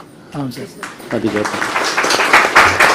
ఇక్కడ జియో ఫస్ట్ ఏమో ఇచ్చి సార్ ఎటువంటి ఎగ్జామ్ పెట్టుకోకుండా సర్టిఫికేట్ల కేవలము వీళ్ళ ఇష్టారాజ్యంగా దొంగ సర్టిఫికేట్ల ప్రకారము లేకపోతే వీళ్ళ సర్టిఫికేట్లు ఏదైతే కరెక్ట్ అనుకుంటారో దాని ప్రకారమే ఉద్యోగాలు ఇచ్చే కార్యక్రమాలు చేసినారు. సార్ ఎవరైతే సర్టిఫికేట్ వెరిఫికేషన్ చేస్తారో సార్ ఆ తర్వాత వెరిఫికేషన్, ఆ తర్వాత వాళ్ళు ఉద్యోగాలు ఇచ్చేసిన తర్వాత ఆ సర్టిఫికేట్ మళ్ళీ జీవో అది క్యాన్సిల్ చేసి ఇప్పుడు మళ్ళీ ఎగ్జామ్ మీరంతా రాయాలా అని చెప్పి అంటున్నారు. ఫస్ట్ ఏమో వాళ్ళు ఒక జీవో ఇచ్చినారు, వీళ్ళు ఎలాంటి ఎగ్జామ్కు రాయాల్సిన అవసరం లేదు, వీళ్ళకు ఎగ్జామ్ రాయాల్సిన అవసరం లేకుండా కేవలం వీళ్ళ సర్టిఫికెట్ల ఆధారంగానే మేము అపాయింట్మెంట్ ఇస్తాము అని చెప్పి తర్వాత వాళ్ళు ఇష్టం వచ్చినట్టుగా ఆ కార్యక్రమాన్ని చేసినారు. నువ్వు సర్టిఫికెట్ల ఆధారంగా నువ్వు ఇంకా బలమైన సర్టిఫికెట్ పెట్టినా నీకు ఉద్యోగం ఇవ్వలేదు, కానీ వాళ్ళు ఇష్టం వచ్చినట్టుగా వాళ్ళు చేసుకున్న తర్వాత మళ్ళీ వెంటనే మళ్ళీ ఇంకో జీవో మళ్ళీ మార్పు చేసేసి ఇప్పుడు మళ్ళీ మీకు కూడా ఎగ్జామ్ మళ్ళీ దీనికి కూడా ఎగ్జామ్ రాస్తేనే ఎగ్జామ్ పాస్ అయితేనే అని మళ్ళీ తీసుకొచ్చినారు. ఎవరికి మేలు చేసేందుకు ఫస్ట్ జీవో తీసుకొచ్చినారు.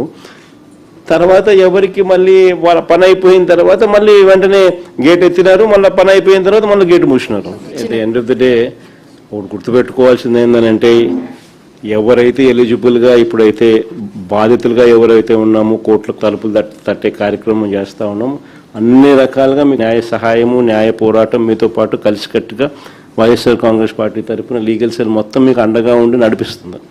వి will all stand by you. ఇది ఒకటే కాదు, రేపొద్దున అన్యాయం జరిగింది అని అంటే మాత్రం మళ్ళీ మన ప్రభుత్వం వచ్చిన తర్వాత మళ్ళీ ఒకసారి దీని మీద మళ్ళీ ఒకసారి రీఎంక్వైరీ చేద్దాం. Don't worry, we'll demand for an enquiry తల్లి, we'll demand for CBI enquiry. In fact వీళ్ళు పొరపాటున వీళ్ళు ఏ రకంగా వీళ్ళు చేయకపోయినా కూడా నాట్ ఓన్లీ ఇప్పుడు ప్రస్తుతానికి నేను చెప్తా ఉన్నాను ఈ న్యాయ కోర్ట్స్ అనేది ఆశ్రయిస్తూ ఉన్నాం అనేది one part of the story. Matter of only time. కొంచెం ఓపిక పట్టు, ఏడిచినందువల్ల సాధించేది ఏం లేదు, ధైర్యం కోల్పోవడం వల్ల మనం సాధించేది ఏం లేదు. ధైర్యంగా ఉండండి. Matter of only time. 3 ఏళ్ళు కళ్ళు మూసుకుంటే కళ్ళు అయిపోతుంది. మనం వచ్చిన తర్వాత ఎగ్జాక్ట్లీ ఎవరెవరైతే ఈ రకంగా బాధితులుగా ఉన్నారో మీ స్పెసిఫిక్ కేసెస్ మీదనే ఒక ప్రత్యేక కమిషన్ వేసి ఎంక్వైరీ చేపిస్తారు. నేను చెప్తా ఉన్నాను, ఎక్కడ కూడా అన్యాయం అనేది ఎవరికి జరిగినా కూడా we will repair the system, we will ensure that everybody is posted back. బాధపడితే సాధించేది ఏమైనా గుర్తుపెట్టుకో. ఈ మనం పోరాటం చేస్తేనే మన సమస్య అనేది హైలైట్ అవుతుంది, అందరి దృష్టికి వెళ్తుంది, న్యాయం అనేది జరుగుతుంది. న్యాయం అనేది కూడా మనం పోరాటం చేయకపోతే జరగదు. It can only be justice can only be delayed, it cannot be denied. అది ఒక్కటి ఖచ్చితంగా గుర్తుపెట్టుకో. దేవుడు ఎప్పుడైనా కూడా మనకు తోడుగా ఉంటాడు. Don't worry about it. God will help us, God will guide us. అలాంటప్పుడు 1:1 వెరిఫికేషన్ పిలవకూడదు సార్, మమ్మల్ని అక్కడే ఆగిపోయి ఉంటాం సార్.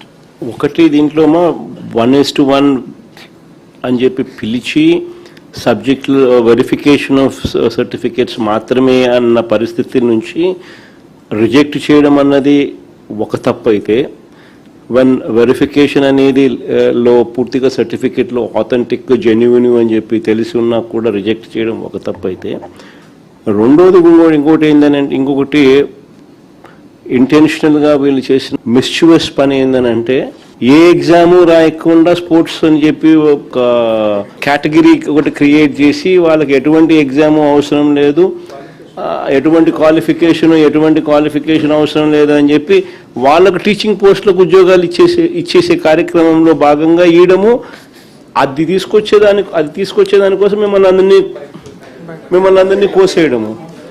దాని తర్వాత మళ్ళీ సేమ్ థింగ్ను మళ్ళీ క్రిటిసిజం వస్తుందేమో అని చెప్పి వాళ్ళ పని అయిపోయిన తర్వాత మళ్ళీ గేట్లు మూసేసినారు.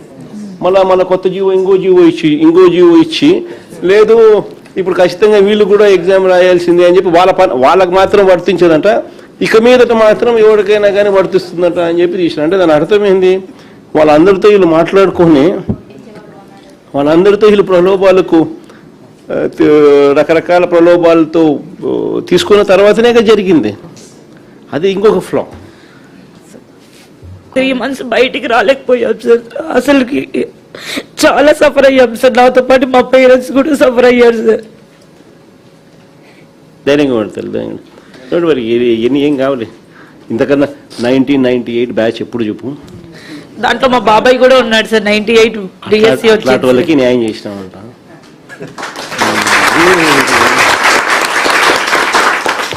నీ గురించి బాధపడతావు ఎందుకు, కొంచెం ఓపిక పట్టు. Thank you sir. ఫస్ట్ ఎన్ని పద్ధతుల్లో వీళ్ళు చేసినారు స్కాములు అని చెప్పడానికి నిదర్శనాలు. ఫస్ట్ ర్యాంక్ వచ్చిన వానికి, జిల్లాలో ఫస్ట్ ర్యాంక్ వచ్చిన వానికి ఉద్యోగం ఇలా. ఎందుకు ఉద్యోగం ఇవ్వలేదు అని అంటే వీళ్ళు చెప్పేది వెరిఫికేషన్కి రాలేదని. వెరిఫికేషన్కి రానోడు కోర్టుకు పోయి నాకు ఉద్యోగం ఎందుకు ఇవ్వడం లేదు అని చెప్పి కోర్టుకు పోయి కార్యక్రమం చేసినాడు అని అంటే ఫస్ట్ పేపర్లు లీక్ కాడి నుంచి జరుగుతూ ఉంది. ఇలా కావలసిన వాళ్ళకు ఫస్ట్ పేపర్లు లీక్ ఇచ్చి కొంతమందిని తెచ్చుకునే కార్యక్రమం. తర్వాత రకరకాల పిచ్చి పిచ్చి జియోలు ఇచ్చి ఎలాంటి క్వాలిఫికేషన్ అవసరం లేదు అని చెప్పి ఏకంగా జీవోలు ఇష్యూ చేసి గేట్లు ఎత్తడము, గేట్లు తీసేయడము. ఆ పద్ధతిలో కూడా మళ్ళీ తీసుకొచ్చే కార్యక్రమం చేయడంతో గందరగోళం క్రియేట్ చేసినారు. సో ఇక్కడేమో 1:1 అని చెప్పి పిలిచి సర్టిఫికెట్స్ వెరిఫికేషన్ మాత్రమే ఫార్మాలిటీ అనేది పెండింగ్లో ఉండగా సర్టిఫికెట్లు అన్నీ పర్ఫెక్ట్గా ఆథెంటిక్గా ఉన్నాయని తెలిసినా కూడా మళ్ళా ఉద్యోగం ఇవ్వకోకుండా ఎగరగొట్టే కార్యక్రమాలు చేసినారు. ప్లస్ ఇచ్చేటప్పుడు ప్లస్ మిమ్మల్ని ఎగరగొడుతూ ఫిల్అప్ చేసినవి చూస్తే మోస్ట్ అబ్జర్వ్డ్ పేర్లు ఎక్కడెక్కడో ఏదో క్వాలిఫికేషన్లో ఉన్న వాళ్ళని తీసుకొని వచ్చి ఇచ్చిన పరిస్థితులు కూడా కనిపిస్తూ ఉన్నాయి. వాళ్ళ క్లారిఫికేషన్ అడిగితే అసలు లెక్కలేనితనంతో క్లారిఫికేషన్ ఇస్తాను. మీరు అడిగేది ఒక క్వశ్చన్ అడుగుతారు, వాడు క్లారిఫికేషన్ ఇచ్చేది మీరు అడిగిన భాష అర్థం కానట్టుగా ఏదో ఒక వేరే ఆన్సర్ చూస్తే వేరే మాదిరిగా ఇంకొక క్వశ్చన్కి సంబంధించిన ఆన్సర్ ఇస్తా ఉన్నారు. అంటే లెక్కలేనితనంతో ఆన్సర్ ఇస్తా ఉన్నారు. మీ అందరికీ మళ్ళీ ఒకసారి చెప్తా ఉన్నాను, మనకు మాట్లాడగలిగిన వాళ్ళు బహుశా నా దగ్గరికి కొంతమంది రాగలిగినారు. చాలామంది కొన్ని వేల మంది చాలా మంది బహుశా రాలేని పరిస్థితిలో కూడా ఉన్న వాళ్ళు కూడా చాలామంది కూడా ఉండొచ్చు. బట్ ప్రతి ఒక్కరికి కూడా నేను భరోసా చెప్తాను. ఇక్కడ ఒక కోఆర్డినేషన్ కింద ఇక్కడ ఇద్దరు ఎమ్మెల్సీలు, వీళ్ళిద్దరు టీచర్స్ ఎమ్మెల్సీలే, చంద్ర అండ్ కల్పనమ్మ. వీళ్ళకి తోడు మన స్టూడెంట్ వింగ్ నుంచి ప్లస్ మన లీగల్ సైడ్ నుంచి కూడా మన పార్టీ లీగల్ సైడ్ నుంచి కూడా లాయర్లు అందరినీ కూడా ఎంపానల్ చేసి ఒక కమిటీని ఫామ్ చేసి ఇక్కడ పెడతాం. ఎవరికి ఏ సమస్య వచ్చినా కూడా ఎనీ లీగల్ హెల్ప్, మీరు ఎవరికి రూపాయి కూడా డబ్బు ఖర్చు కాకుండా వీళ్ళే లీగల్గా కోర్టులలో కేసులు వేసి మీ తరపున వాద్యం చేసేట్టుగా వీళ్ళందరినీ కూడా పురమాయిస్తూ ఉన్నాం. సో వీళ్ళందరూ కూడా దానికి అన్ని రకాలుగా కూడా చేస్తారు. చేసి కోర్టులో కొట్లాడే కార్యక్రమం చేస్తాము. మరోవైపున సిబిఐ ఎంక్వైరీ కూడా గట్టిగా అడిగే కార్యక్రమం కూడా చేస్తాము. ఇవన్నీ ఒక ఎత్తు. పొరపాటున ఏదైనా డిలే కావడమో ఇంకోటి కావడమో మీకు న్యాయం జరగని పరిస్థితి ఏదైనా ఉన్నా కూడా బాధపడకు. ఓన్లీ 3 ఏళ్ళే మన ప్రభుత్వం వస్తుంది. వచ్చిన వెంటనే ఒక కమిటీ వేస్తాము. మీ అన్ని కేసెస్ దానికి రెఫర్ చేస్తాము. చేసి ప్రతి ఒక్కరికి కూడా న్యాయం జరిగేట్టుగా 98 బ్యాచ్ ఏ రకంగా న్యాయం జరిగిందో మీ అందరికీ కూడా మళ్ళీ ఖచ్చితంగా అర్హత ఉన్న ప్రతి ఒక్కరికి కూడా మీ అందరికీ న్యాయం జరిగేట్టుగా కూడా చేస్తాం. అది కూడా గుర్తుపెట్టుకోండి. అది అట్టాಗೂ జరుగుతుంది 3 ఏళ్ళ తర్వాత. ఈ లోపల మనం చేసే పోరాటం కూడా ఆగకుండా కోర్టుల ద్వారాను సిబిఐ ఎంక్వైరీ డిమాండ్ చేస్తూ ఇవన్నీ కూడా చేస్తూ మనం చేసేటివన్నీ కూడా చేస్తా పోతాం. సో 2 కూడా చేస్తాం. అందరికీ కూడా ఒకటే అష్యూరెన్స్ ఇస్తాను. ఇంతకుముందు నేను చెప్పినట్టుగానే కొంచెం ఓపిక పట్టండి. పోరాడితేనే మనం సాధించుకోగలుగుతాం. ఆ విషయంలో 4 అడుగులు ముందుకేస్తాం. ఖచ్చితంగా పోరాడుతూ ఉన్నారు. అన్ని రకాలుగా సహాయ సహకారాలు నా తరపు నుంచి కూడా అన్నీ ఉంటాయి. ఇది డిలే అయినా మనము న్యాయం సత్వరమే రాకపోయినా కూడా బాధపడాల్సిన అవసరమే లేదు. కన్ను మూసుకుని కన్ను తెరిచేసరికి 3 ఏళ్ళు అయిపోతుంది. అయిపోయిన వెంటనే మనం అధికారంలోకి దేవుని దయ వల్ల ఖచ్చితంగా వస్తాం. వచ్చిన వెంటనే కమిటీ కాన్స్టిట్యూట్ చేస్తాను. మీ అన్ని కేసెస్ దానికి రెఫర్ చేస్తాను. 1:1 కింద పిలిచి వెరిఫికేషన్ ఆఫ్ డాక్యుమెంట్స్ మాత్రమే పెండింగ్లో ఉన్న పరిస్థితుల్లో మీ అందరికీ కూడా జెన్యున్ డాక్యుమెంట్స్, ఆథెంటిక్ డాక్యుమెంట్స్ ఉన్న పరిస్థితి, ఉన్న నేపథ్యంలో ఉన్న వాళ్ళందరికీ కూడా ఖచ్చితంగా జరిగించాల్సింది జరగాల. కానీ తప్పులు జరగడం వల్లనో ఇంకొక దాని వల్లనో నష్టపోయిన వాళ్ళందరికీ కూడా అవసరమైతే ఎక్స్ట్రా పోస్ట్ అయినా క్రియేట్ చేసైనా కానీ మీకు మంచి చేస్తారు.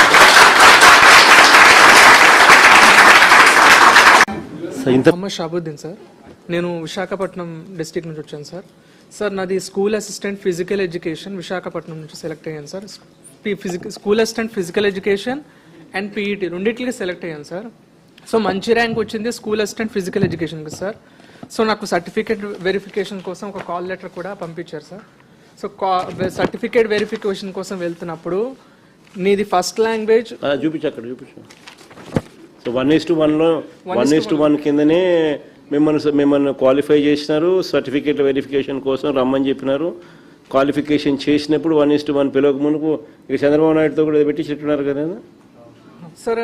సర్టిఫికేట్ వెరిఫికేషన్ కోసం వెళ్తే నీది ఫస్ట్ లాంగ్వేజ్ మాది వైజాగ్లో మా దగ్గర ప్రైమరీ నుంచి 1st నుంచి 5th వరకు గవర్నమెంట్ స్కూల్ అండ్ 6th నుంచి 10th వరకు కూడా గవర్నమెంట్ స్కూల్ అని చదువుకున్నాం సార్ విశాఖపట్నం. మాకు అక్కడ అవైలబిలిటీ ఉన్నది ఉర్దూ స్కూల్ మాత్రమే ఉంది సార్ 1 to 5th. అక్కడ సరౌండింగ్లో గవర్నమెంట్ స్కూల్ ఉన్నవి లోకల్ పరంగా. అండ్ హై స్కూల్ పరంగా తీసుకుంటే అది కూడా ఉర్దూయే ఉంది సార్ మాకు. సో మాకు నెగిటివ్ ఉర్దూ స్కూల్స్ మాత్రమే అక్కడ అవైలబుల్ ఉంది సార్. సో మేము ఉర్దూ స్కూల్ చదువుకున్నాం సార్. నాది 10th ఉర్దూ మీడియం అయింది సార్. ఫస్ట్ లాంగ్వేజ్ ఉర్దూ ఉంది సార్, సెకండ్ లాంగ్వేజ్ తెలుగు ఉంది సార్ 10th. ఇంటర్మీడియట్లో English medium sir, degree English medium sir, and BPD also English medium sir.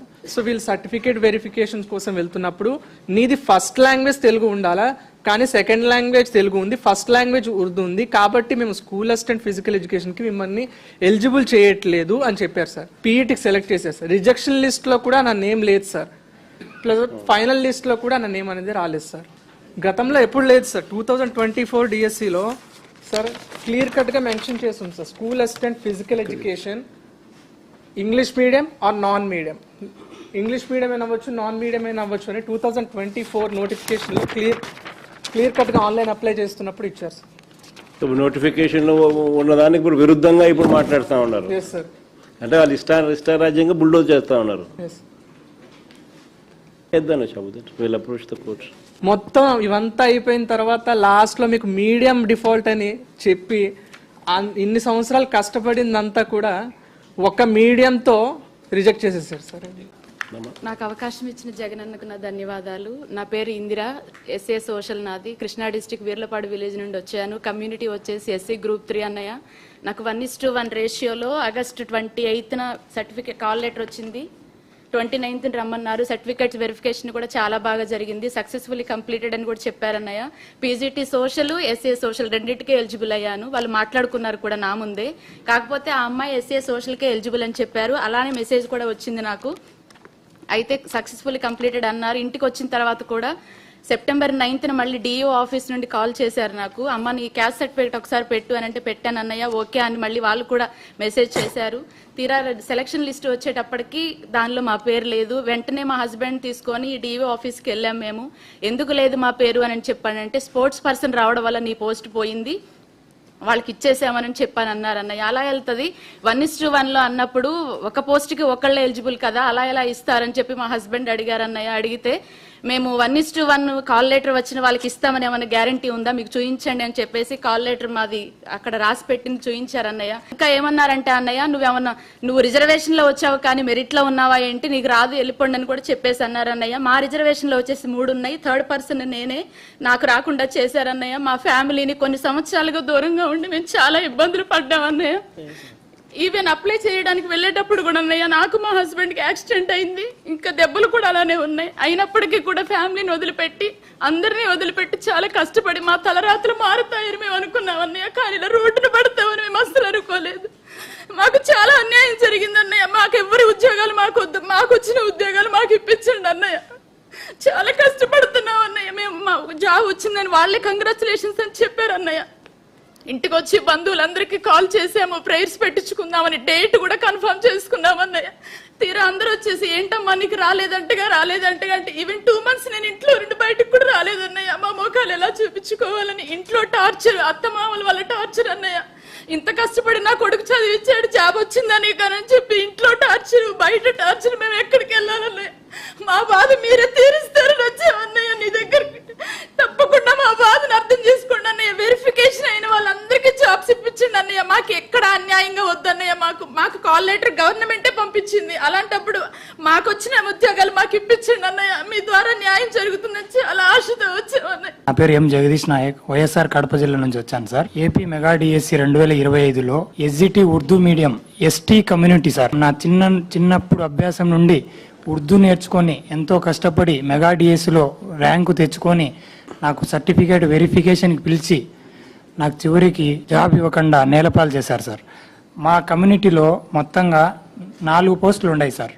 Women 2, general 2 sir. మేము final exam రాసింది 4 sir candidates. 3కి call letter certificate verification call చేశారు sir. మాకు call letter వచ్చి verification అయిపోయింది sir August 28వ తేదీ. ఈ verification అయిపోయిన తర్వాత ఫైనలిస్ట్ ఇచ్చారు సార్. ఫైనలిస్ట్ ఇచ్చేటప్పటికి నా పేరు ఉందిలే, ఇంకా చాలా సంతోషపడి నాన్న మనకి ఎట్లయినా ఉద్యోగం వస్తుంది, సర్టిఫికేట్ వెరిఫికేషన్ కంప్లీట్ అయ్యింది, ఇంకా మన బాధలన్నీ సమస్యలు తీరుతాయి, మనం ఎంతో పేదరికం నుంచి చదువుకున్నాము, ఇబ్బంది లేదని ఎంతో గర్వపడినారు సార్ మా తల్లిదండ్రులు, మా ఊర్లో వాళ్ళందరూ. చివరికి చూస్తే ఫైనల్ లిస్ట్లో నా పేరు రాలేదు సార్. ఎందుకని అని అడిగితే మా కమ్యూనిటీలో 4 పోస్టులు ఇచ్చారు సార్. రోస్టర్ పాయింట్ అన్ని క్యారీ ఫార్వర్డ్ వేకెన్సీస్ సార్. 4 పోస్టులు. Roster number 58 ST women 1, roster number 75 ST general, roster number 83 ST general, roster number 08 ST women sir. మొత్తం 4 పోస్టులలో roster number 58 ST women post lady post ఉన్నప్పటికీ ఆ skip చేసేసి next roster number 75 fill చేశారు sir. మళ్ళీ 83 fill చేశారు sir. ఇంకా నీకు అర్హత లేదు, నువ్వు ఎలిజిబుల్ కాదు, దీంట్లో ఇంకా లేడీస్ ఎవరు లేరు, మీకు ఇవ్వం పోస్టు అని చెప్పారు సార్.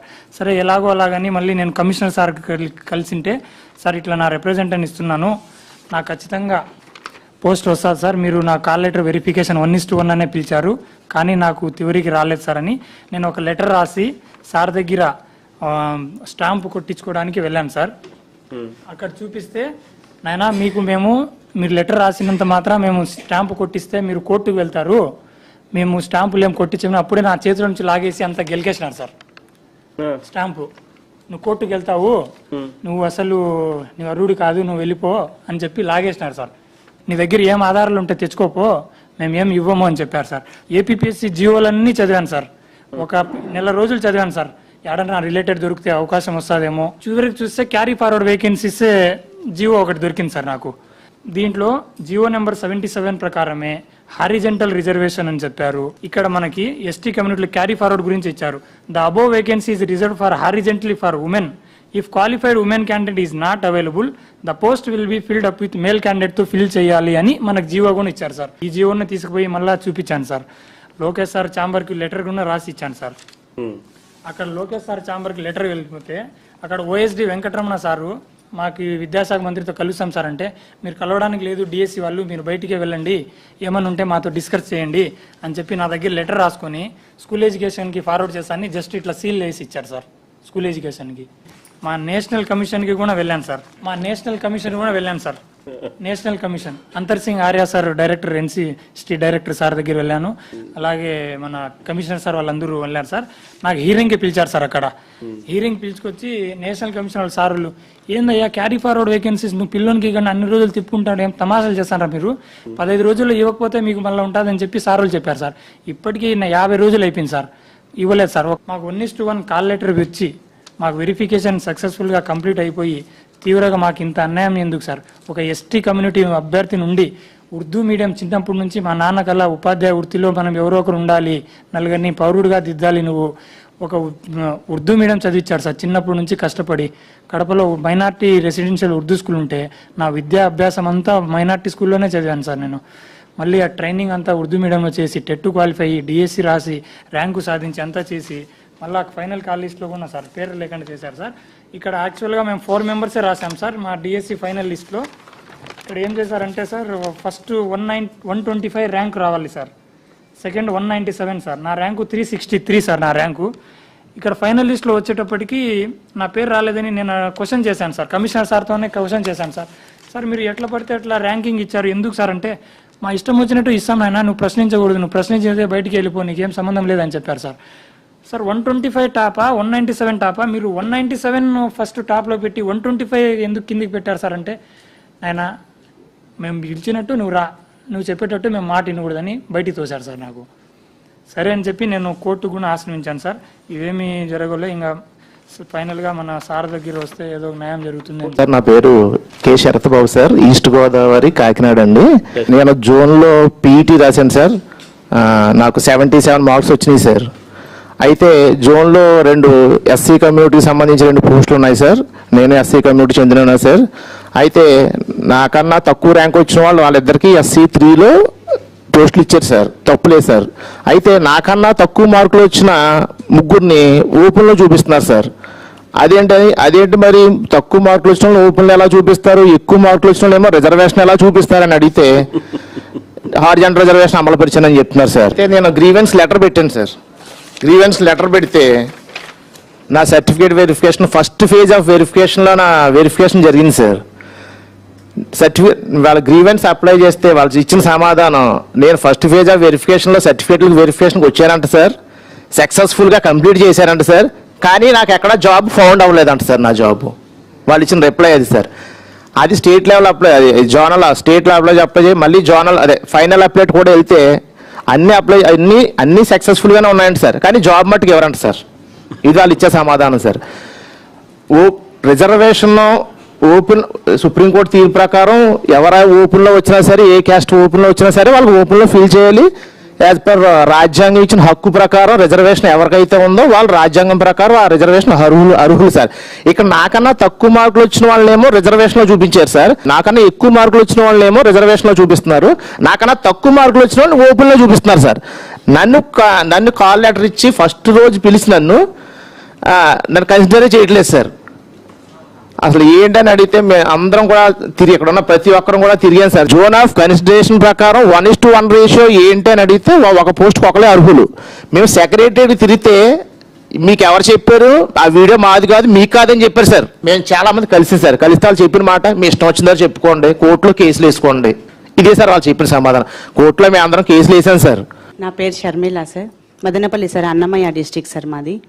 మేమందరం ఇంత బాధలో ఉన్నా కూడా ఎక్కడో ఒక మూల సంతోషంగానే ఉంది సార్ మిమ్మల్ని చూస్తూ ఉంటే. సో మీరు మాట ఇచ్చినా ఇవ్వకపోయినా మీతో కలిస్తే ఆ పని జరిగిపోతుందనే వచ్చాం సార్ మేము. సో మెగా డిఎస్సి 2025లో జరిగిండే అన్యాయానికి ఎవరైనా న్యాయం చేయగలరా అంటే ఆ మీరొక్కరే సార్ మాకు న్యాయం చేసే వ్యక్తి. మీతో కలిసి మేమందరం ఒక గ్రూప్ ఫామ్ చేసుకున్నాం సార్. మేము మీ దగ్గరికి వస్తేనే న్యాయం జరుగుతుందని చెప్పి మన సార్ వాళ్ళంతా చాలా హెల్ప్ చేశారు సార్. మన అందరు ఇక్కడ ఉండే పెద్దవాళ్ళంతా చాలా హెల్ప్ చేసి మీతో మాట్లాడికి పిలుచుకొచ్చారు సార్. ఇంకా నా విషయానికి వస్తే సార్, నేను ఎస్ఏ బయాలజీ రాశాను సార్ ఈ డిఎస్సిలో. బయాలజీలో నా కేటగిరీ వచ్చేసి BCE సార్. నేను 2nd ప్లేస్లో ఉన్నాను సార్ BCEలో. సో నాకు సర్టిఫికేట్ వెరిఫికేషన్ జరిగింది. This is my call letter sir. So call letter. So నాకు అంతా సక్సెస్ఫుల్గా జరిగింది సార్. నాకు ఇంకా వైవా క్వశ్చన్స్ కూడా అడిగారు సార్ అందులో. ఆ టైంలో ఈ ఇయర్లో మీ హెడ్ మాస్టర్ ఎవరు, మీ PET ఎవరు అని వైవా క్వశ్చన్స్ కూడా అడిగారు సార్. అడిగి అన్నీ పర్ఫెక్ట్గా ఉన్నాయమ్మా, నువ్వు సెలెక్ట్ అయిపోయావు, నువ్వు హ్యాపీగా ఇంకా నువ్వు 1 వీక్లో నువ్వు వేరే ప్లేస్కి వెళ్ళిపోవల్లా, ఈ 1 వీక్లో బాగా ఎంజాయ్ చెయ్యి అని చెప్పి పంపించారు సార్ నాకు.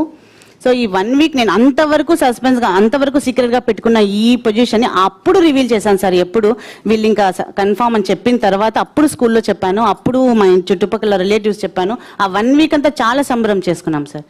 తర్వాత రిజెక్షన్ లిస్ట్లో కూడా నేమ్ ఎక్కడా లేదు సార్, సెలెక్షన్ లిస్ట్లో నేమ్ లేదు. ఆ మేడం 2 months, నేను దాదాపు 6 months సార్. 6 months అసలు ఇంట్లో మొహం చూపించే కూడా.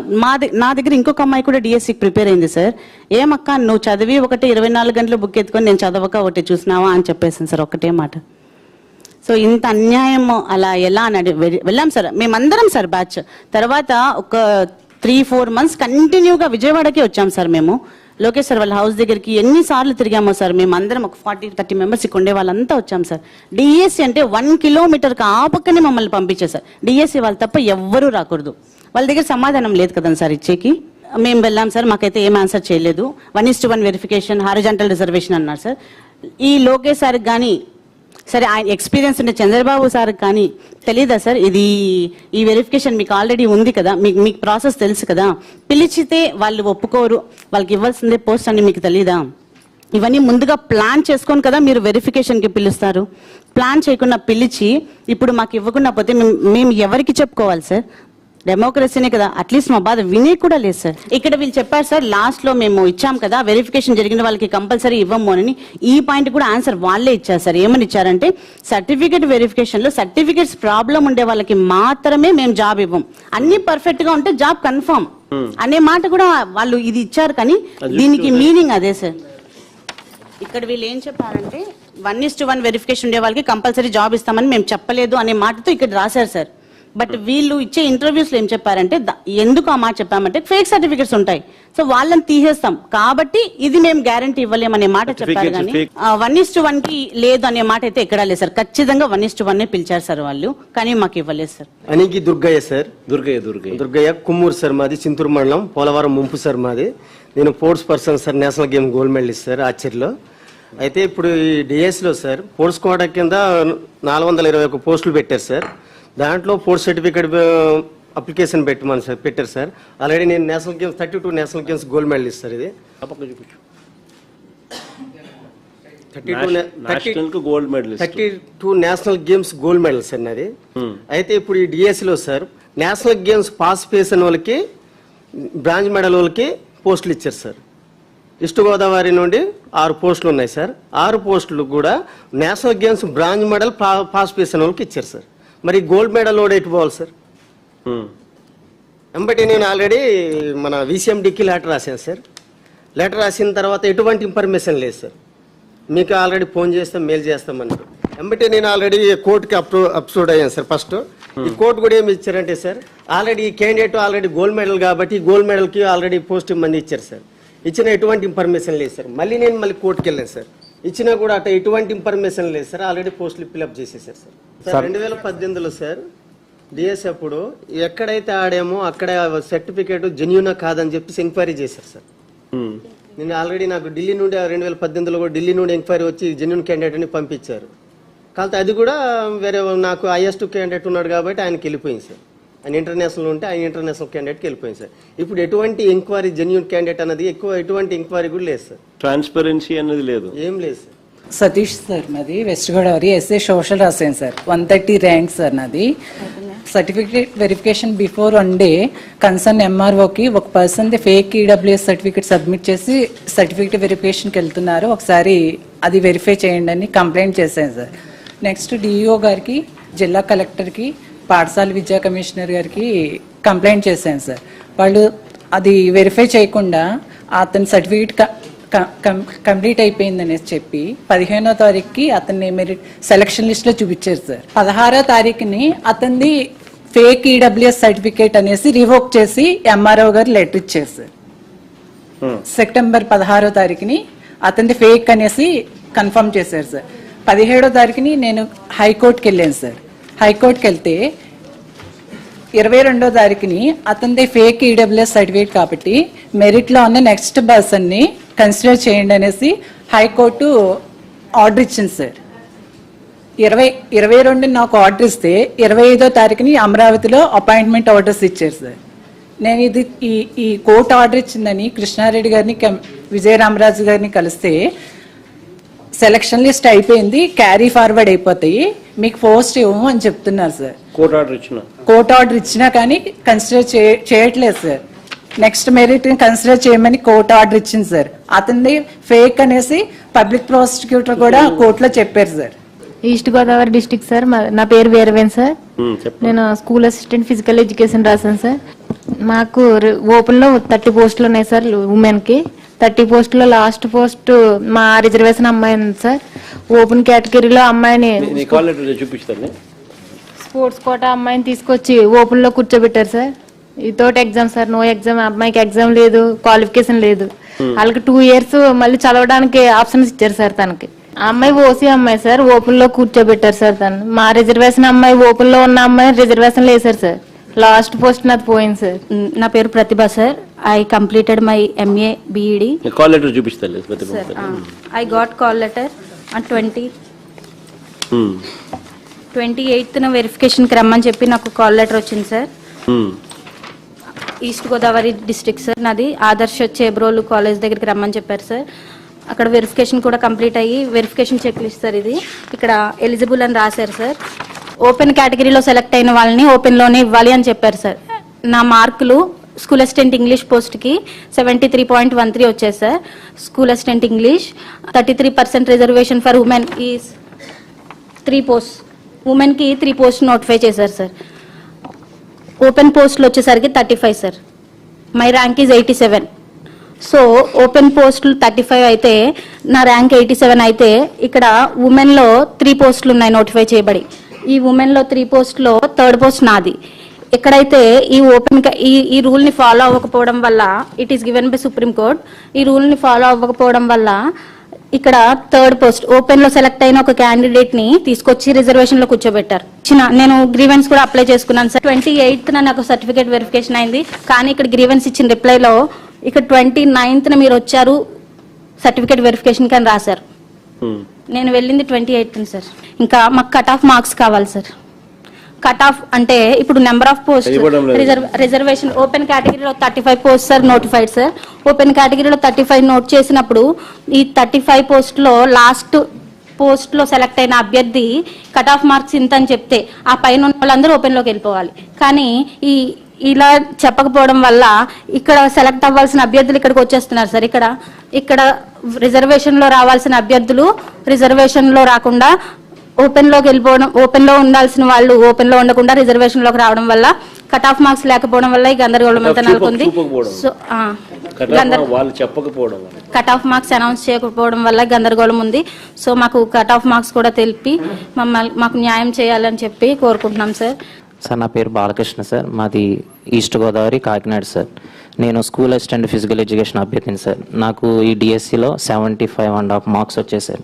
నాకు కాల్ లెటర్ ఫస్ట్ ఫేజ్లోనే ఫస్ట్ డే నాకు వచ్చింది సార్. నాది సక్సెస్ఫుల్గా కంప్లీట్ అయింది సార్. నా వెరిఫికేషన్ కంప్లీట్ అయింది సార్. నాది రిజిస్టర్ లిస్ట్లో కూడా నా పేరు లేదు సార్. ఎందుకు పోయిందని నేను డిఓ ఆఫీస్కి వెళ్తే నీ క్యాస్ట్లో ఒకరు స్పోర్ట్స్ పర్సన్ 2 ఎక్స్ సర్వీస్ మ్యాన్లకి ఇవ్వడం ద్వారా హారిజాంటల్ విధానం అమలుపరచడం ద్వారా నీ ఉద్యోగం కోల్పోయింది అని అన్నారు సార్. అది ఎలా ఇచ్చేస్తారు సార్? నేను మెరిట్ స్టూడెంట్ని. ఇప్పుడు వాళ్ళకి ఇవ్వచ్చు కాదని నేను అనట్లేదు.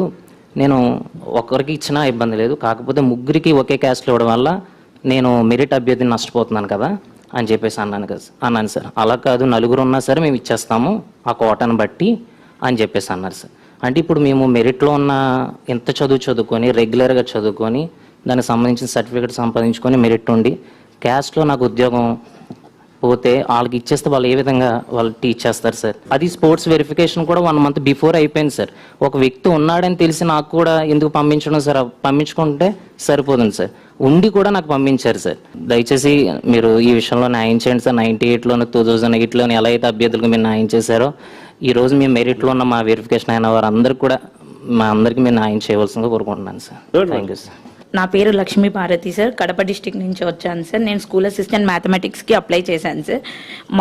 మా క్యాస్ట్లో బీసీఏ క్యాస్ట్లో మొత్తం 5 మంది ఉన్నారు సార్. First women sir.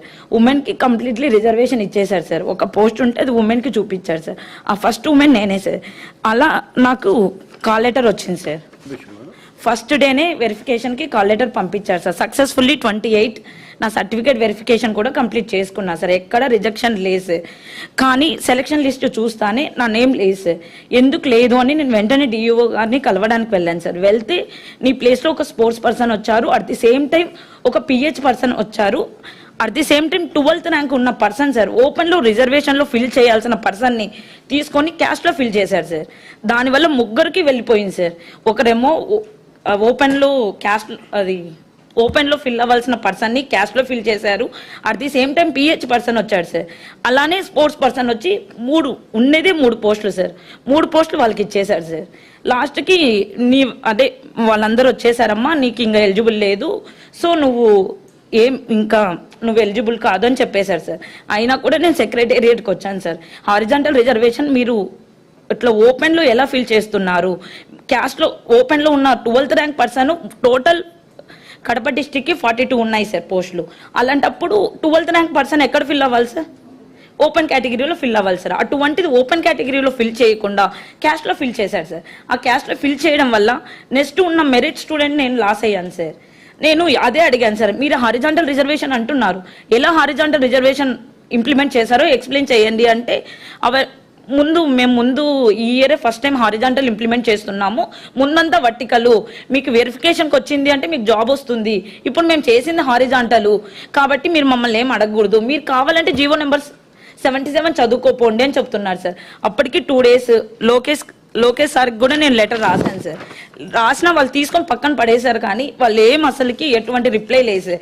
తర్వాత గ్రీవెన్స్కి అప్లై చేశాను సార్. ఫస్ట్ ఉమెన్ కాబట్టి ఉమెన్ రిజర్వేషన్ ఉంటేనే నన్ను పిలిచారు సార్.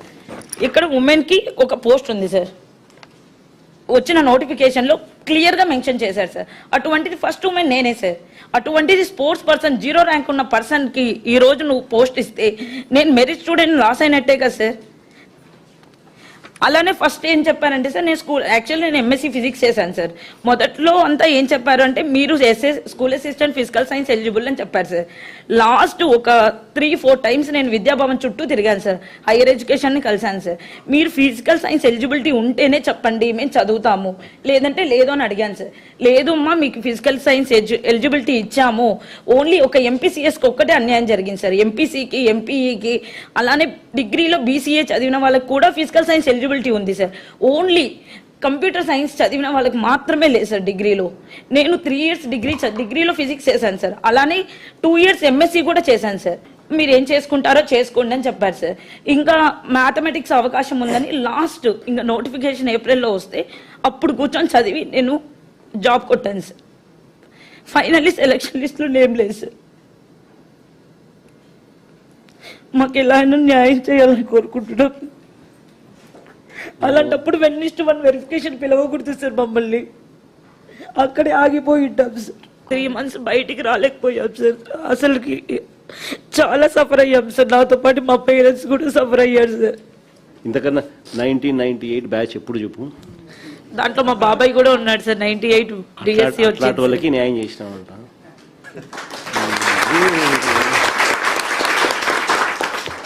అన్న నమస్తే అన్న, నా పేరు రాజకమల్ అన్న, గుంటూరు నుంచి వచ్చానన్న. ఫిజికల్ ఎడ్యుకేషన్ గురించి మేము అపీల్ అయినా అన్న ఎగ్జామ్కి. ఆ లోకేష్ గారు కన్వీనర్ గారు వాళ్ళు చేసినటువంటి మిస్టేక్స్ ఈ విధంగా ఉండటం వల్ల మట్టిలో మాణిక్యాల్ని బయటికి తీయాల్సినటువంటి మా భవిష్యత్తు మట్టి పెట్టుకుని పోయిందన్న. అది ఫిజికల్ ఎడ్యుకేషన్ గురించి నేను కొన్ని విషయాలు చెప్తున్నాను. పర్సంటేజ్ ఇగ్నోర్ చేశారన్న వాళ్ళు. ఎట్లా అంటే ఓసీలో 50% అన్నారు, ఎస్సీ ఎస్టీ బీసీకి 45% అన్నారు. కాదు ఇది తూచి మళ్ళీ కాదని చెప్పేసి సప్లిమెంటరీ నోటిఫికేషన్ ఇచ్చి ఓసీలకి 45%, ఎస్సీ ఎస్టీ బీసీలకి 40% అని రిక్రూట్ చేశారన్న. ఆ రిక్రూట్లో నోటిఫికేషన్ అయిపోయి ఎగ్జామ్ అయిపోయిన తర్వాత వెరిఫికేషన్ చేసేటప్పుడు ఈ క్యాలిక్యులేషన్ అనేది ఏ క్యాండిడేట్ని చేయలేదన్న. చేయకపోవడం చేత పర్సంటేజ్ లేని వ్యక్తులు కూడా ఈరోజు దాంట్లో ఫిజికల్ ఎడ్యుకేషన్కి ప్రవేశం చేయడం జరిగిందన్న. అలాగనే వెరిఫికేషన్ అప్పుడు వాళ్ళు వర్కింగ్ చేస్తున్నటువంటి కేజీబీలో టీచర్స్, ఎన్ఓసీ లేకుండా పనిచేస్తున్నటువంటి టీచర్స్ కూడా ఆ ఎంపికైతే వీళ్ళు పనిచేస్తున్నారా లేదా అనేటువంటి పర్సువేషన్ కూడా లేకుండా వాళ్ళని ఎంపిక చేయడం జరిగిందన్న. దానివల్ల కూడా ఫిజికల్ ఎడ్యుకేషన్ చాలా భ్రష్టు పట్టినటువంటి పరిస్థితి ఈ నోటిఫికేషన్లో కనిపిస్తా ఉందన్న. మాస్ కాపీయింగ్ అడిగా ఉన్నాం. మాస్ కాపీయింగ్ జరిగిందని చెప్పేసి మేము ఆర్టీఏ వేసాం. ఆర్టీఏలో మాస్ కాపీయింగ్ గురించి ఆయన ఇచ్చినటువంటి సమాధానం అన్న, ఆర్టీఐ పరిధిలో లేదు, మాస్ కాపీయింగ్ ఇవ్వడం అనేది ఆర్టీఐ పరిధిలో లేదు, సీసీ ఫుటేజీ ఆర్టీఐ పరిధిలో లేదు అని ఆన్సర్ చేశారన్న. ఎడ్యుకేషన్ విభాగానికి పోతే, కమిషనరేట్ ఆఫీసుకు పోతే రిసీవ్డ్ స్టాంపు కూడా ఇవ్వనటువంటి పరిస్థితి. అలాగనే పీఈటీ జాబ్ కన్నా జోన్ 1లో సెలెక్ట్ అయినటువంటి అభ్యర్థిని జోన్ 3లో రిక్రూట్ చేశాడు. వీళ్ళకి ఆ మాత్రం స్పృహ కూడా లేకుండా పనిచేస్తా ఉన్నారని ఇంకోసారి మీ దృష్టికి తీసుకొస్తా ఉన్నా. గుంటూరు డిస్టిక్లో మీసాల రవికుమార్ అని 82 ఓపెన్ కేటగిరీలో సెలెక్ట్ అయ్యాడు. అతన్ని తీసుకొచ్చి ఎక్కడ రిక్రూట్ చేశాడు? ఎస్సీ కేటగిరీ గ్రూప్ 2లో టాప్ పోస్ట్ ఇచ్చాడు. ఇది వైలెన్స్ ఆఫ్ ఎస్సీ రిజర్వేషన్. కాబట్టి ఈ విషయం కూడా మీ దృష్టికి తీసుకొస్తా ఉన్నా అన్న. అలాగనే క్వశ్చన్ పేపర్లో 7% క్వశ్చన్స్ రాంగ్ అయితే national council of teacher education act ప్రకారం 7% క్వశ్చన్స్ రాంగ్ వస్తే ఆ ఎగ్జామ్ రద్దు చేయాలి. రద్దు చేయకుండా వాళ్ళు కాలయాపన చేస్తా ఉన్నారు. దానికి మేము రిప్రజెంటేషన్ ఇచ్చాం, కోర్టులో కూడా వేసాం, కేసు వేసాము. ఈ విషయాన్ని 21 క్వశ్చన్లు దాదాపుగా అంటే 10% ఆఫ్ క్వశ్చన్స్ రాంగ్ వచ్చాయి. ఈ రాంగ్ రావడం చేత దాన్ని మరలా తిరిగి రీ ఎగ్జామ్ కండక్ట్ చేయాల్సిన పరిస్థితి ఉంటే ఆ విషయం వాళ్ళ దృష్టికి తీసుకెళ్ళినా పట్టించుకోలేదు. నమస్తే సార్. అన్న నరసింహారావు సార్ నా పేరు. చెప్పు. Prakasam district sir. నేను SA biological science school assistant రాశాను సార్. అది 75.23 మార్క్స్ వచ్చాయి సార్. నాకు at the same time physical handicapped OH category కూడా ఉంది సార్. ఉంటే అందులో నేను ఓహెచ్ కేటగిరీలో నేను 76వ ర్యాంక్ సార్ నాది. అంటే జనరల్ ర్యాంక్ 76, ఓహెచ్ కేటగిరీలో డిస్టిక్ ఫస్ట్ సార్. నేను అంటే డిస్టిక్ ఫస్ట్ నాదే మొదటి ర్యాంక్ సార్ ఓహెచ్ కేటగిరీలో. నా తర్వాత 50 మంది ఉన్నారు సార్ ఓహెచ్ కేటగిరీ. అయితే ఓహెచ్కి నాకు ఫస్ట్ ఫేజ్లో నాకు కాల్ లెటర్ రాలేదు సార్ నాకు. సో 1 వీక్ తర్వాత సెకండ్ ఫేజ్లో మళ్ళీ నాకు తర్వాత కాల్ లెటర్ వచ్చింది సార్. కాల్ లెటర్ వచ్చేసింది, వెరిఫికేషన్ చేశారు, సర్టిఫికేట్ వెరిఫికేషన్ అయిపోయింది సార్. తర్వాత సెలక్షన్ లిస్ట్లో నా పేరు లేదు సార్. నాది 76th ర్యాంకు, ఓహెచ్లో మాత్రం డిస్టిక్ ఫస్ట్ ర్యాంక్ సార్. అయితే 137th ర్యాంక్ వారిని సెలెక్ట్ చేశారు సార్. ఎందుకు మళ్ళీ వెంటనే మళ్ళీ డిఓ ఆఫీస్కి వెళ్ళాను సార్. సెలక్షన్ లిస్ట్ వచ్చిన తర్వాత నా పేరు లేకపోతే డిఓ ఆఫీస్కి వెళ్తే 137th ర్యాంక్ని ఎందుకు సెలెక్ట్ చేశారు సార్ మరి అంటేను, ఆవిడ కూడా ఓహెచ్, ఆవిడ మీరు రోస్టర్ పాయింట్లో ఆవిడ ముందు ఉంది, మీరు మెరిట్లో ముందు ఉన్నారు కానీ రోస్టర్లో ఆవిడ 14వ ప్లేస్లో ఆవిడ ఉంది. ఓసీ బీసీ ఎస్సీ ఎట్లా ఓహెచ్ ఇలా చివరిలో చూస్తారు, మీకు మెరిట్ ఉన్నా కానీ ఆవిడ బీసీసీ 14 రోస్టర్లో ముందుంది కాబట్టి మీకు ఆ పోస్ట్ రాదు, అందుకే మేము రిజెక్ట్ చేశామని చెప్పన్నారు సార్. మరి కాల్ లెటర్ పంపించి వెరిఫికేషన్ చేశారు కదా సార్ అని చెప్పంటేను, అవి మీరు వెళ్ళి అక్కడికి వెళ్ళండి, విద్యాభవన్కి వెళ్ళండి అంటారు సార్. అక్కడికి వెళ్తే ఇక్కడేం లేదు, అంత అయిపోయింది, డిఓ ఆఫీస్కి వెళ్ళండి అంటారు సార్. అట్లా అనేక పర్యాలు తిరిగాను సార్. నేను ఓహెచ్ కేటగిరీలో నేను డిస్టిక్ ఫస్ట్ అయినప్పటికీ, నాకు వెరిఫికేషన్ సక్సెస్ అయినప్పటికి కూడా నేను ఆల్రెడీ వెయిట్ చేస్తాను, అపాయింట్మెంట్ ఎక్కడ తీసుకుందాం, ఊర్లు చూసుకుంటున్నాను సార్, ఎక్కడ జాయిన్ అవుదామని ఉద్దేశం. వెరిఫికేషన్ అయిపోయింది కాబట్టి సక్సెస్ అయింది సార్ వెరిఫికేషన్ కూడా. సరే, ఎస్సీ కమ్యూనిటీలో రాలేదు సార్ నాకు. ఓహెచ్ కేటగిరీలో ఒక పోస్ట్, జనరల్ పోస్ట్ ఒకటి ఉంది సార్ ఓహెచ్ కేటగిరీకి వేకెన్సీలో. అది బీసీసీ అనే ఒక క్యాండిడేట్ సెలెక్ట్ చేశారు సార్. కారణం ఏంటంటే ఆవిడ కూడా ఓహెచ్ ఉంది. అయితే ఆవిడ నా పైన లేదు కదండి, నా తర్వాత ర్యాంక్ కదా, నాది 76వ ర్యాంక్ కదా, నా వెనక ఎక్కడో ఉన్న 137 ర్యాంక్ని ఎలా సెలెక్ట్ చేస్తారంటే హారిజాంటల్ అంటే అదే అని చెప్పారు సార్. ఇట్లా నేను ఈ విధంగా. నమస్తే సార్, నా పేరు శ్రీ దుర్గా మల్లిక, ఈస్ట్ గోదావరి అమలాపురం నుంచి వచ్చాను సార్. నేను ఎస్ఏ ఫిజికల్ ఎడ్యుకేషన్ పోస్ట్ రాశాను సార్ మొన్న డిఎస్సిలో. అయితే నా ముందు క్యాండిడేట్ ఎవరైతే ఉన్నారో ఆ అమ్మాయి కానిస్టేబుల్గా వర్క్ చేస్తుంది, హస్బెండ్ కూడా కానిస్టేబుల్ సార్. వాళ్ళిద్దరు ఫేక్ ఈడబ్ల్యూఎస్ అడ్మిట్ చేశారు. ఆ అమ్మాయిని సెలక్షన్ లిస్ట్లో వరకు పిలిచారు సార్. సెలక్షన్ లిస్ట్లో పిలిచిన తర్వాత మేము డౌట్ రైజ్ చేసిన తర్వాత వెరిఫికేషన్ చేసి బ్లాక్ చేశారండి. అమ్మాయిని ఇవ్వలేదు సార్ పోస్టింగ్, బట్ కానిస్టేబుల్గా కంటిన్యూ అవుతుంది ప్రజెంట్. మేము విద్యాభవన్కి వచ్చి రామరాజ్ సార్ని కలిసినప్పుడు ఆ పోస్ట్ క్యారీ ఫార్వర్డ్ అవుతుంది కానమ్మా, నెక్స్ట్ క్యాండిడేట్కి అయితే ఇవ్వము, ఓన్లీ సెలెక్టెడ్ పర్సన్ ఎవరైతే ఉన్నారో వాళ్ళకే ఇస్తాము అని చెప్పారు సార్. సరే, నాకు ఇంకా అవ్వదు అని చెప్పేసి సైలెంట్ అయిపోయింది సార్. నెక్స్ట్ అదే వీక్లో విజయనగరం నుంచి ఇంకొక అమ్మాయి వచ్చిందండి. తను టీజీటీ స్టేట్ పోస్ట్ రాసింది హిందీలో. అయితే ఆ అమ్మాయి కూడా సెలక్షన్ లిస్ట్లో ఉన్న అమ్మాయిని అబ్జెక్ట్ చేసిన తర్వాత ఈ అమ్మాయికి పోస్ట్ ఇచ్చారు సార్. ఎవరైతే అబ్జెక్ట్ చేశారో ఆ అమ్మాయికి విజయరామరాజు సార్ చెప్పింది ఏంటంటే 1:1 రేషియో కాబట్టి వేరే పర్సన్కి ఇవ్వము అన్నారు, కానీ విజయనగరం అమ్మాయికి మాత్రం ఇచ్చారు సార్ అది. ఆ తర్వాత నేను హైకోర్టుకి అప్పీల్ అయ్యాను. హీరింగ్ కూడా రానివ్వట్లేదు సార్ అసలు. ఆమె హస్బెండ్ వైఫ్ ఓన్లీ ఫాదర్ గార్డియన్గా ఉన్నారు అని చెప్పి ఈడబ్ల్యూఎస్ సబ్మిట్ చేశారండి వాళ్ళకి. ఇంటర్వ్యూ కూడా పిలవాలా? అపాయింట్మెంట్ 2 daysలో ఇస్తాము అనగా బ్లాక్ చేశారు సార్. మేము పాయింట్ రేజ్ చేయడంతో కింద ఉన్న ఎవరైతే ఆస్పిరెంట్స్ ఉన్నారో ఈడబ్ల్యూఎస్ కేటగిరీలో, ఈడబ్ల్యూఎస్లో ఫేక్స్ వస్తున్నాయి కొంచెం వెరిఫై చేయండి సార్ అని చెప్పిన తర్వాత ఇక్కడ అమరావతిలో వెరిఫై చేసి బ్లాక్ చేశారండి అమ్మాయిని 2 daysలో అపాయింట్మెంట్ అనగా. అక్కడ నుంచి మేము తిరుగుతున్నాం సార్, కానీ ఇవ్వము, నెక్స్ట్ క్యాండిడేట్కి ఎవరికి ఇవ్వము, ఓన్లీ సెలెక్టెడ్ పర్సనే దానికి ఎలిజిబిలిటీ ఉన్నారు, లేదు అంటే క్యారీ ఫార్వర్డ్ అవుతుంది అని చెప్పారు సార్.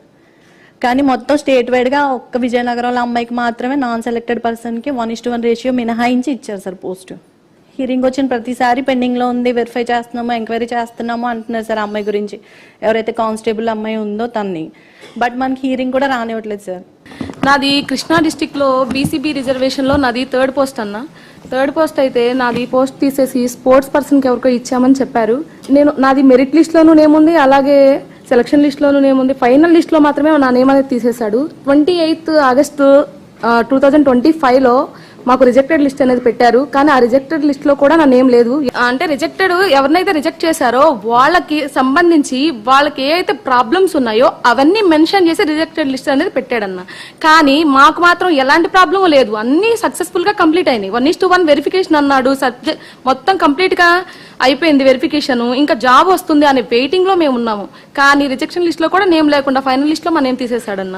మెరిట్ లో ఉన్నాం కదా, నా పోస్ట్ తీసేశారు, ఎవరికో స్పోర్ట్స్ పర్సన్ కి ఇచ్చారంటున్నారు కదా సార్, ఏంటి సార్ నా పొజిషన్, మరి మేము మెరిట్ లో ఉన్న వాళ్ళు అన్యాయం అయిపోతున్నాం కదా సార్ అని అడిగితే, ఇక్కడ మీకు కాల్ లెటర్ ఇచ్చారు, కాల్ లెటర్ ఇచ్చినంత మాత్రాన మీకు జాబ్ ఇచ్చినట్టు కన్ఫర్మ్ కాదు కదా ఎలా అని చెప్పేసేసి నాకు మాట దాటేశారన్న. దాటేసేసి మా కృష్ణా డిస్ట్రిక్ట్ డియూ ఆఫీస్ కి కాల్ చేసి పలానా పర్సన్ కి జాబ్ ఎలా పోయింది అని అడిగారు సార్. తనది ఫస్ట్ డే వెరిఫికేషన్ అయ్యింది కానీ మేము స్పోర్ట్స్ పర్సన్ కి ఇచ్చాం సార్ అని చెప్పారు సార్. స్పోర్ట్స్ పర్సన్ కి రిజర్వేషన్ లో ఉండేదే తక్కువ పోస్టులు అన్న, రిజర్వేషన్ లో ఉండే తక్కువ పోస్టులకి స్పోర్ట్స్ పర్సన్ తీసుకొచ్చి ఎలా ఇస్తారన్న, మెరిట్ వాడు అన్యాయం అయినట్టేగా, అది మళ్ళీ 0 ర్యాంకుతో. నా పేరు ఏకాంబరం సార్, చిత్తూరు డిస్టిక్ నుంచి సార్, మాదడ్డపల్లి గ్రామం. ఎస్ఏ సోషల్ రాశాను సార్, చిత్తూరులో ఎస్ఏ సోషల్ స్టడీస్ రాశాను. మా కేటగిరీలో 7 పోస్టులు ఉన్నాయి సార్. దీంట్లో 5 పోస్టులు మెరిట్ ప్రకారం, 2 పోస్టులు ఆరిజినల్ ప్రకారం అని చెప్పి ఇచ్చారు సార్. కానీ ఇదే ప్రకారంగానే నేను మెరిట్లో 6 అభ్యర్థిని సార్. నేను మా కేటగిరీలో 6 అభ్యర్థిని నేను. ఈ ప్రకారంగానే నాకు 1:1 అంటే జోన్ ఆఫ్ కన్సిడరేషన్లోకి వచ్చిన వాళ్ళకి అలాంటి వాళ్ళకి మాత్రమే కాల్ లెటర్ ఇచ్చారు.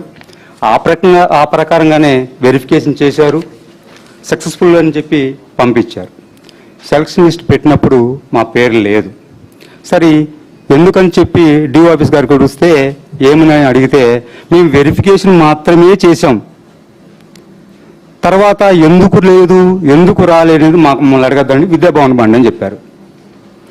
అదేంటది, డిఎస్సి అంటేనే డిస్ట్రిక్ట్లో చేయాలి, ప్రతిదానికి సమాధానం డిఓ చెప్పాలి. నువ్వు ఇక్కడ కాదు, నువ్వు అక్కడికి పోవంటే మరి ఇది డిఎస్సి ఎందుకు అవుతుంది? అది పేరే డిస్ట్రిక్ట్ సెలక్షన్. అవును సార్ అటు చెప్పారు సార్. సరే విద్యాభవన్కి వెళ్ళాము సార్. ఇక్కడ ఉన్న ప్రతి ఒక్కరూ మేము, నా చిత్తూరులో సార్, చిత్తూరులో మారుమూల గ్రామం మాదిరెడ్డిపల్లి, అక్కడ నుంచి ఎన్నిసార్లు తిరిగామో తెలియదు విజయవాడకి, రాత్రి బొగలు తిరిగి లాస్ట్కి ఏమి చేయలేకపోయాం సార్. నమస్కారం అన్న, నా పేరు శ్రావణ్ కుమార్ ఎరిపిల్లి. నేను ఉమ్మడి విశాఖపట్నం జిల్లాలో రాంబిల్లి మండలం వాడి నరసాపురం గ్రామానికి చెందినటువంటి ఒక గ్రామం వాడినన్న. మాది మతిగారి కుటుంబం, చేపలు పట్టుకొని మా అమ్మ నాన్నని పెంచారు, చదివించారు కూడా గవర్నమెంట్ స్కూల్లో. సో నేను పెళ్ళైన తర్వాత మా ఫ్యామిలీ తోటి ఈవెన్ నోటిఫికేషన్ వచ్చిన తర్వాత కూడా ప్రిపేర్ అవ్వడానికి కోచింగ్కి వెళ్ళే స్థితి కూడా లేదన్న నాది. స్కూల్ ఒకరోజు 1 నెల సెలవు పెట్టి ప్రిపేర్ అవుదాము, మంచిగా డిఎస్లో సెలెక్ట్ అవుదాం అలాంటి పరిస్థితి కూడా లేదన్న నాది. అలా జరిగితే ఫ్యామిలీ మొత్తం రోడ్డుని పడిపోద్దన్న. సెలవులు పెట్టకుండా నైట్ టైంలో చదువుతూ ప్రిపేర్ అయ్యి ఏదోలాగా విశాఖపట్నం డిస్టిక్లో ఫిజికల్ సైన్స్లో మా బీసీఏలో 3వ ర్యాంక్ తెచ్చుకున్నాను. నేను 3rd ర్యాంక్ తెచ్చుకున్నాను. కాబట్టి నాకు 28న కాల్ లెటర్ పంపించారన్న. 28న కాల్ లెటర్ పంపించి వెరిఫికేషన్ అంతా కంప్లీట్గా జరిగింది అన్నది. అయితే తర్వాత సెలక్షన్ లిస్ట్లో పేరు లేదన్న. అయితే ఏం జరిగింది ఏంటని నేను ఒకసారి చూసుకున్నాను అన్న, మొత్తం మెరిట్ లిస్ట్ అంతా చూసుకున్నాను. అయితే ఆ సెలక్షన్ లిస్ట్లో ఏం జరిగిందంటే, మా బీసీఏలో నాకంటే ముందు 2 ఉన్నారన్న. ఒకరు 10th ర్యాంకులో ఉన్నారన్న, ఇంకొకరు 31st ర్యాంకులో ఉన్నారన్న. నేను 53 ర్యాంకులో ఉన్నాను ఓవరాల్ మెరిట్ లిస్ట్లో. మా కేటగిరీలో బీసీఏలో 3rd ర్యాంక్ అయినా ఓవరాల్ మెరిట్ లిస్ట్లో 53rd ఉన్నానన్న నేను. అయితే ఫస్ట్ పర్సన్ 10th ప్లేస్లో ఉన్నాడన్న. కానీ మనకి ఇక్కడ బీసీఏలో ఓవరాల్గా తీసుకుంటే 21 ఓపెన్ పోస్టులు ఉన్నాయన్న. జనరల్గా 21 మందిని ఫిల్ చేయాలి. మరి 10వ ర్యాంక్ వచ్చినటువంటి పర్సన్ని ఎక్కడ ఫిల్ చేయాలన్నా, ఓపెన్లో తీసుకెళ్ళి ఫిల్ చేయాలి. అప్పుడు నేను 2nd ప్లేస్కి వస్తానన్నా. సో నార్మల్గా నా 2nd ప్లేస్లో నేను ఫిల్ అవ్వాలి. అలా చేయకుండా ఆ 10th ప్లేస్ వచ్చిన అతన్ని తీసుకొచ్చి బీసీఏలో 1st ప్లేస్ ఇచ్చారన్న. అప్పుడు నేను 3rd ప్లేస్కి వెళ్ళిపోయాను. ఆటోమేటిక్గా 3rd ప్లేస్కి వెళ్ళిపోయాను. మొత్తం 4 పోస్టులు ఉన్నాయన్న. సో నేను 3rd ప్లేస్కి వెళ్ళడం వల్ల నన్ను పక్కన పెట్టి ఒక ఉమెన్కి ఇచ్చారన్న ఆరిజినల్ రిజర్వేషన్ ప్రకారం. ఓకే, నేను యాక్సెప్ట్ చేస్తున్నాను. తర్వాత ఆరిజినల్ రిజర్వేషన్ ప్రకారము ఒక ఓహెచ్ పర్సన్కి ఇవ్వాలన్నా. సో ఓహెచ్ పర్సన్కి ఇవ్వాలి కాబట్టి నేను ఫస్ట్ నుంచి చూసుకున్నానన్న. మొత్తం మెరిట్ లిస్ట్ అంతా చూసుకుంటే ఓకే, ఓహెచ్ పర్సన్ ఒక అతను ఉన్నాడన్న, అతను ఓసీ క్యాండిడేట్ అన్న. కానీ అతనికి ఇవ్వకుండా మా బీసీఏలో నా చాలా వెనక ఉన్నటువంటి 419 ర్యాంకులో ఉన్నటువంటి ఒక అతన్ని తీసుకొచ్చి ఆ ఓహెచ్ పోస్ట్ ఇచ్చారన్న. ఆ ఫస్ట్ ఓసీ అతనిది ఏమైందని చెప్తే ఏమో ఎందువల్ల రిజెక్ట్ అయిపోయాడు అని డిఓ ఆఫీస్లో చెప్తున్నారన్న. ఎందుకు రిజెక్ట్ అయ్యాడు ఏంటి అనేది సమాధానం లేదన్న. సో ఈ అర్జెంటల్ రిజర్వేషన్ ఓకే ఇంప్లిమెంట్ చేశారు, పర్వాలేదు, హ్యాండిక్యాపర్స్కి ఉమెన్స్కి మంచి జరగడం మంచిదే అన్న. కానీ ఓపెన్లో మెరిట్ తెచ్చుకున్నటువంటి ఆ 10th ర్యాంక్లో తెచ్చుకున్న అతన్ని ఆ ఓపెన్లో పంపించేస్తే నాకు న్యాయం జరిగేదన్న. అలా జరగడం వల్ల నేను అన్యాయం అయిపోయానన్న. ఇప్పుడు ఎన్నిసార్లు తిరిగినా సరే, ఎన్నిసార్లు అప్పీల్ చేసుకున్నా సరే సరైన సమాధానం రావట్లేదన్న. నేను అప్పీల్ చేసుకుంటే ఆర్జేడీ ఆఫీస్కి అప్పీల్ చేశానన్న. నేను ఎందుకు ఇలా జరిగిందని అప్పీల్ చేసుకుంటే నేను చెప్పినటువంటి పాయింట్స్ ఒకటన్నా, వాళ్ళు ఇచ్చిన సమాధానం ఇంకొకటన్నా. నేను ఎందుకు నాకు పోయింది, ఆ ఫస్ట్ పర్సన్కి ఎందుకు ఇలా చేస్తారని అడిగితే వీళ్ళు ఎవరో స్పోర్ట్స్ కేటగిరీ ఒక అమ్మాయి పేరు మెన్షన్ చేసి ఆ అమ్మాయి శాప్ ఇదంతా కరెక్ట్గా ఉంది, ఆ అమ్మాయికి పోస్ట్ వెళ్ళిపోయిందని ఇచ్చారన్న. నేను అసలు స్పోర్ట్స్ పర్సన్కి నాకు సంబంధం ఏముందన్న? నేను అప్లై చేసింది ఏంటి, ఈ పర్సన్ ఎందుకు ఎక్కడ పెట్టారు, ఇతను ఓపెన్లో కదా పంపించాలి అని చెప్తే వేరే విధంగా రాంగ్ నాకు సమాధానం మెయిల్లో పంపించారన్న. నేను ఇలా ఆర్జేడీ ఆఫీస్కే కాదు ఇక్కడికి విజయవాడ కూడా పంపించానన్న, మెయిల్ పంపించాను, అప్పీల్ చేసుకున్నాను, ఎలాంటి సమాధానం లేదన్న. ఇలా అయితే అలాంటి వాళ్ళకి ఎలా న్యాయం జరుగుతుందన్న? కోచింగ్కి వెళ్ళడానికి కూడా డబ్బులు లేని పరిస్థితి అన్న మాది. ఫ్యామిలీ మొత్తం రోడ్డుని పడిపోద్ది. సెలవు పెట్టలేదు, చిన్న ప్రైవేట్ స్కూల్లో వర్క్ చేస్తున్నానన్న. ఆ స్కూల్కి సెలవు పెడితే ఇంకా అంతే, మా ఫ్యామిలీ మొత్తం తినడానికి తిండి కూడా ఉండదన్న. ఈ చావలో బ్రతకాలో తెలియదు. నేను చచ్చిపోతే ఫ్యామిలీ ఏమవుతుందని చెప్పి ఇంకేదోలాగా ఎగ్జిస్ట్ అయిపోయేలా బ్రతుకుతున్నానన్న. కేసు పెడదామన్నా డబ్బులు లేవు. ఇప్పుడు గవర్నమెంట్ స్కూల్ నాశనం అయిపోవడానికన్నా ఇది చేస్తున్నారు. ప్రైవేట్ స్కూల్ ఎదుగుదలకి తప్ప గవర్నమెంట్ స్కూల్ ఎదుగుదలకి ఏం చేయట్లేదన్న. మరి ఇలాంటి వాళ్ళందరూ వస్తే ఆ ప్యాకెట్ అతను ప్యాకెట్ నేర్పిస్తాడు, వేరే గేమ్ అతను అదే నేర్పిస్తాడు తప్ప ఈ మ్యాథ్స్, సైన్స్, ఇంగ్లీష్ ఎలా వస్తుందన్న వాళ్ళకి. మొన్న రీసెంట్గా మన పేపర్లో వేశారు, సాక్షి పేపర్లో నాది కొంతమంది కాల్ లెటర్స్ సబ్మిట్ వేశారన్న. వేస్తే దానికి కౌంటర్గా ఏం చేస్తున్నారంటే సార్ వచ్చి విద్యాభవన్ సార్ వచ్చి ఇలా ఫస్ట్ నుంచి ఎలా ఫీల్ చేస్తారో చెప్పకుండా పర్టికులర్ 31 ర్యాంక్తో అయిపోయిందమ్మా, తర్వాత మరి వీళ్ళకి ఇచ్చేస్తామని చెప్తున్నారు. కానీ ఆ ఫస్ట్ పర్సన్ ఎందుకు దీంట్లో ఫీల్ చేయలేదో సమాధానం చెప్పట్లేదన్న. ఇలా జరుగుతుంది. ఇంకేంటంటే మా ఫొటోస్ ఫేక్ అని స్టాంప్ వేసి షేర్ చేస్తున్నారన్న అందరికీ. అది మరీ దారుణం అన్న. పర్టికులర్ పార్టీ వాళ్ళు ఏం చేస్తున్నారంటే ఎవరైతే సాక్షి పేపర్లో పడ్డాయో వాళ్ళందరూ ఫొటోస్ పెట్టి అక్కడ విద్యాశాఖ సచితర్ సార్ ఫోటో వేసి మా ఫేస్ మీద ఫేక్ అని పెట్టి మొత్తం అది షేర్ చేస్తున్నారు.